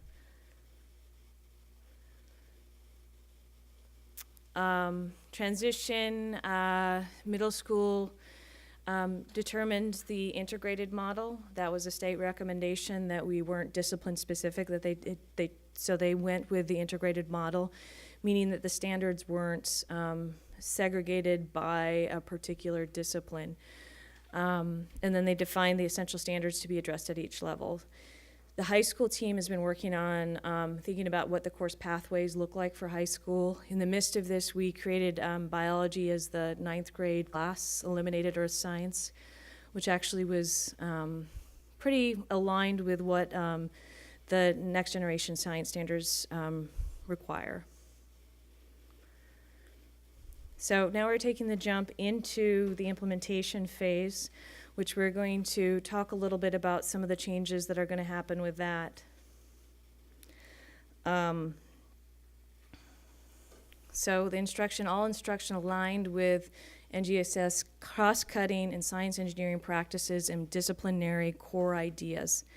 So what this means is that some of the practices are they go beyond what the course is about. So it's not just about the discipline, it's about the skills that students need in order to develop their scientific inquiry and the skills needed for being a scientist. The disciplinary core ideas are some of them that are core to those disciplines themselves. So you'll be hearing them referred to as DCIs, and I forget what the other acronym is for the instruction. Excuse me, it's after 10, so. Curriculum, agreement on student outcomes between grade levels and subject areas, what each grade level will be teaching. That's some of the discussion that the teachers are currently having. I know that it's some of the work, particularly at high school, that's still needing to be determined. There are earth and space science standards that need to find a home, and so that's some of the work that will be upcoming for that group. And then assessments. The goal is that we'll come up with, to Mr. Hugaboom's point, common assessments that will give us deeper data than just the forensics that we get through the dashboard, so that we can take a look at that to inform our instruction. A lot of the state assessment data is too broad and too old for us to use to make sure that we're tweaking our instruction based on what the students need. So some of the goals for the science leadership team next year will to start piloting some of those common assessments that also align to the graduate profile and have more of a performance assessment feel to them than what we're currently doing. So this is just a nice visual if you haven't seen it yet. Really, it's showing us that the state and finally has recognized the fact that subjects should not be taught in isolation, that there are some skills and some ideas that overlap between every single subject that we teach. Social studies is peeking its eye around the corner right now, so I think we'll see them included in here in terms of how do they overlap with each other. So you can see how some of the practices overlap with each one of the different subject areas. With science being included, there's a lot of overlap with math and science that I think will be very exciting as we move forward.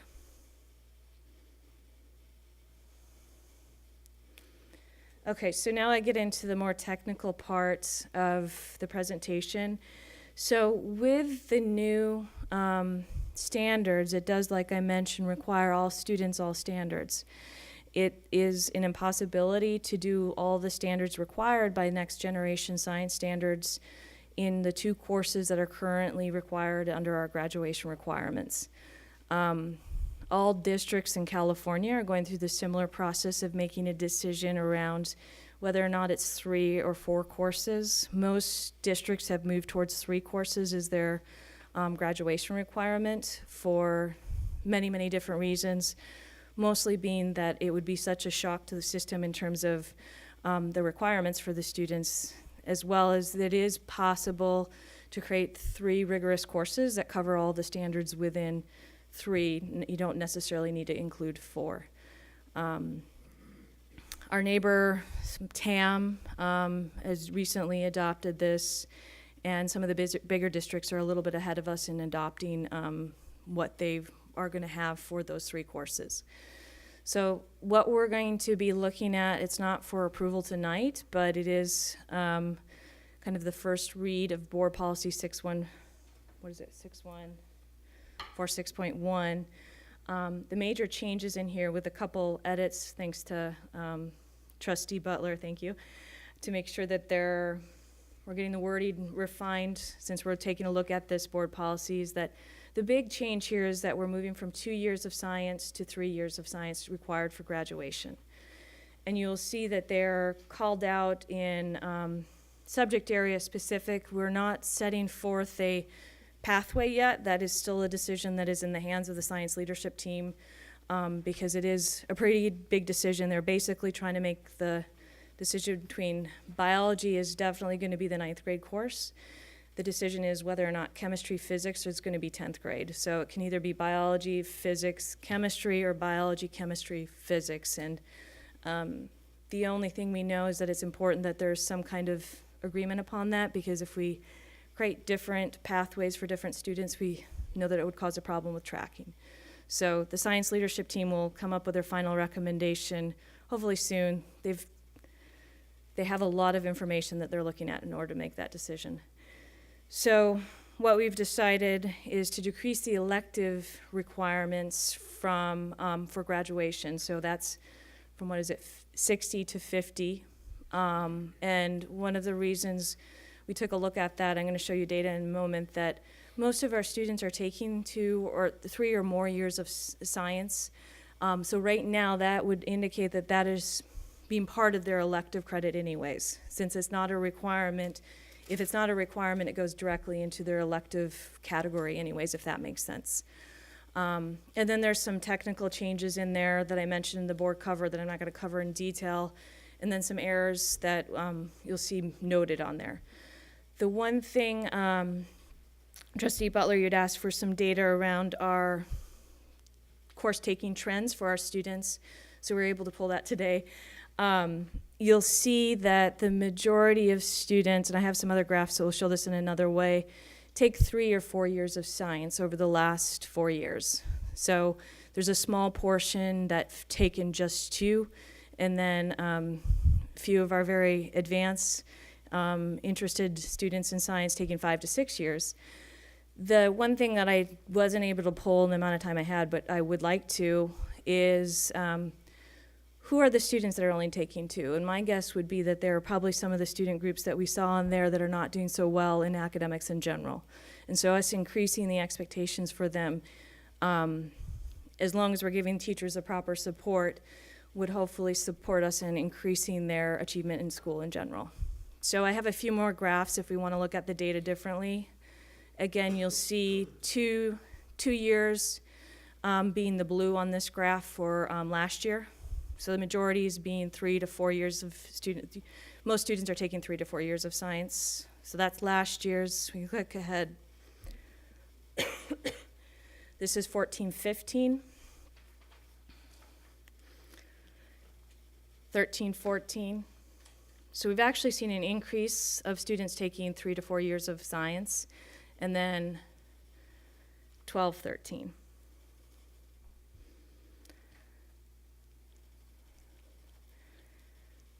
So I'm sure that I had other things that I was going to say, but Because it's how so about you late. ask me some questions and I'll.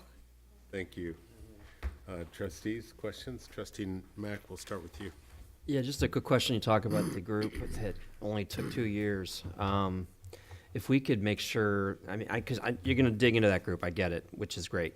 However, my concern is that there might be a bunch of MSA students in there that because of their MSA load, that's all they could take.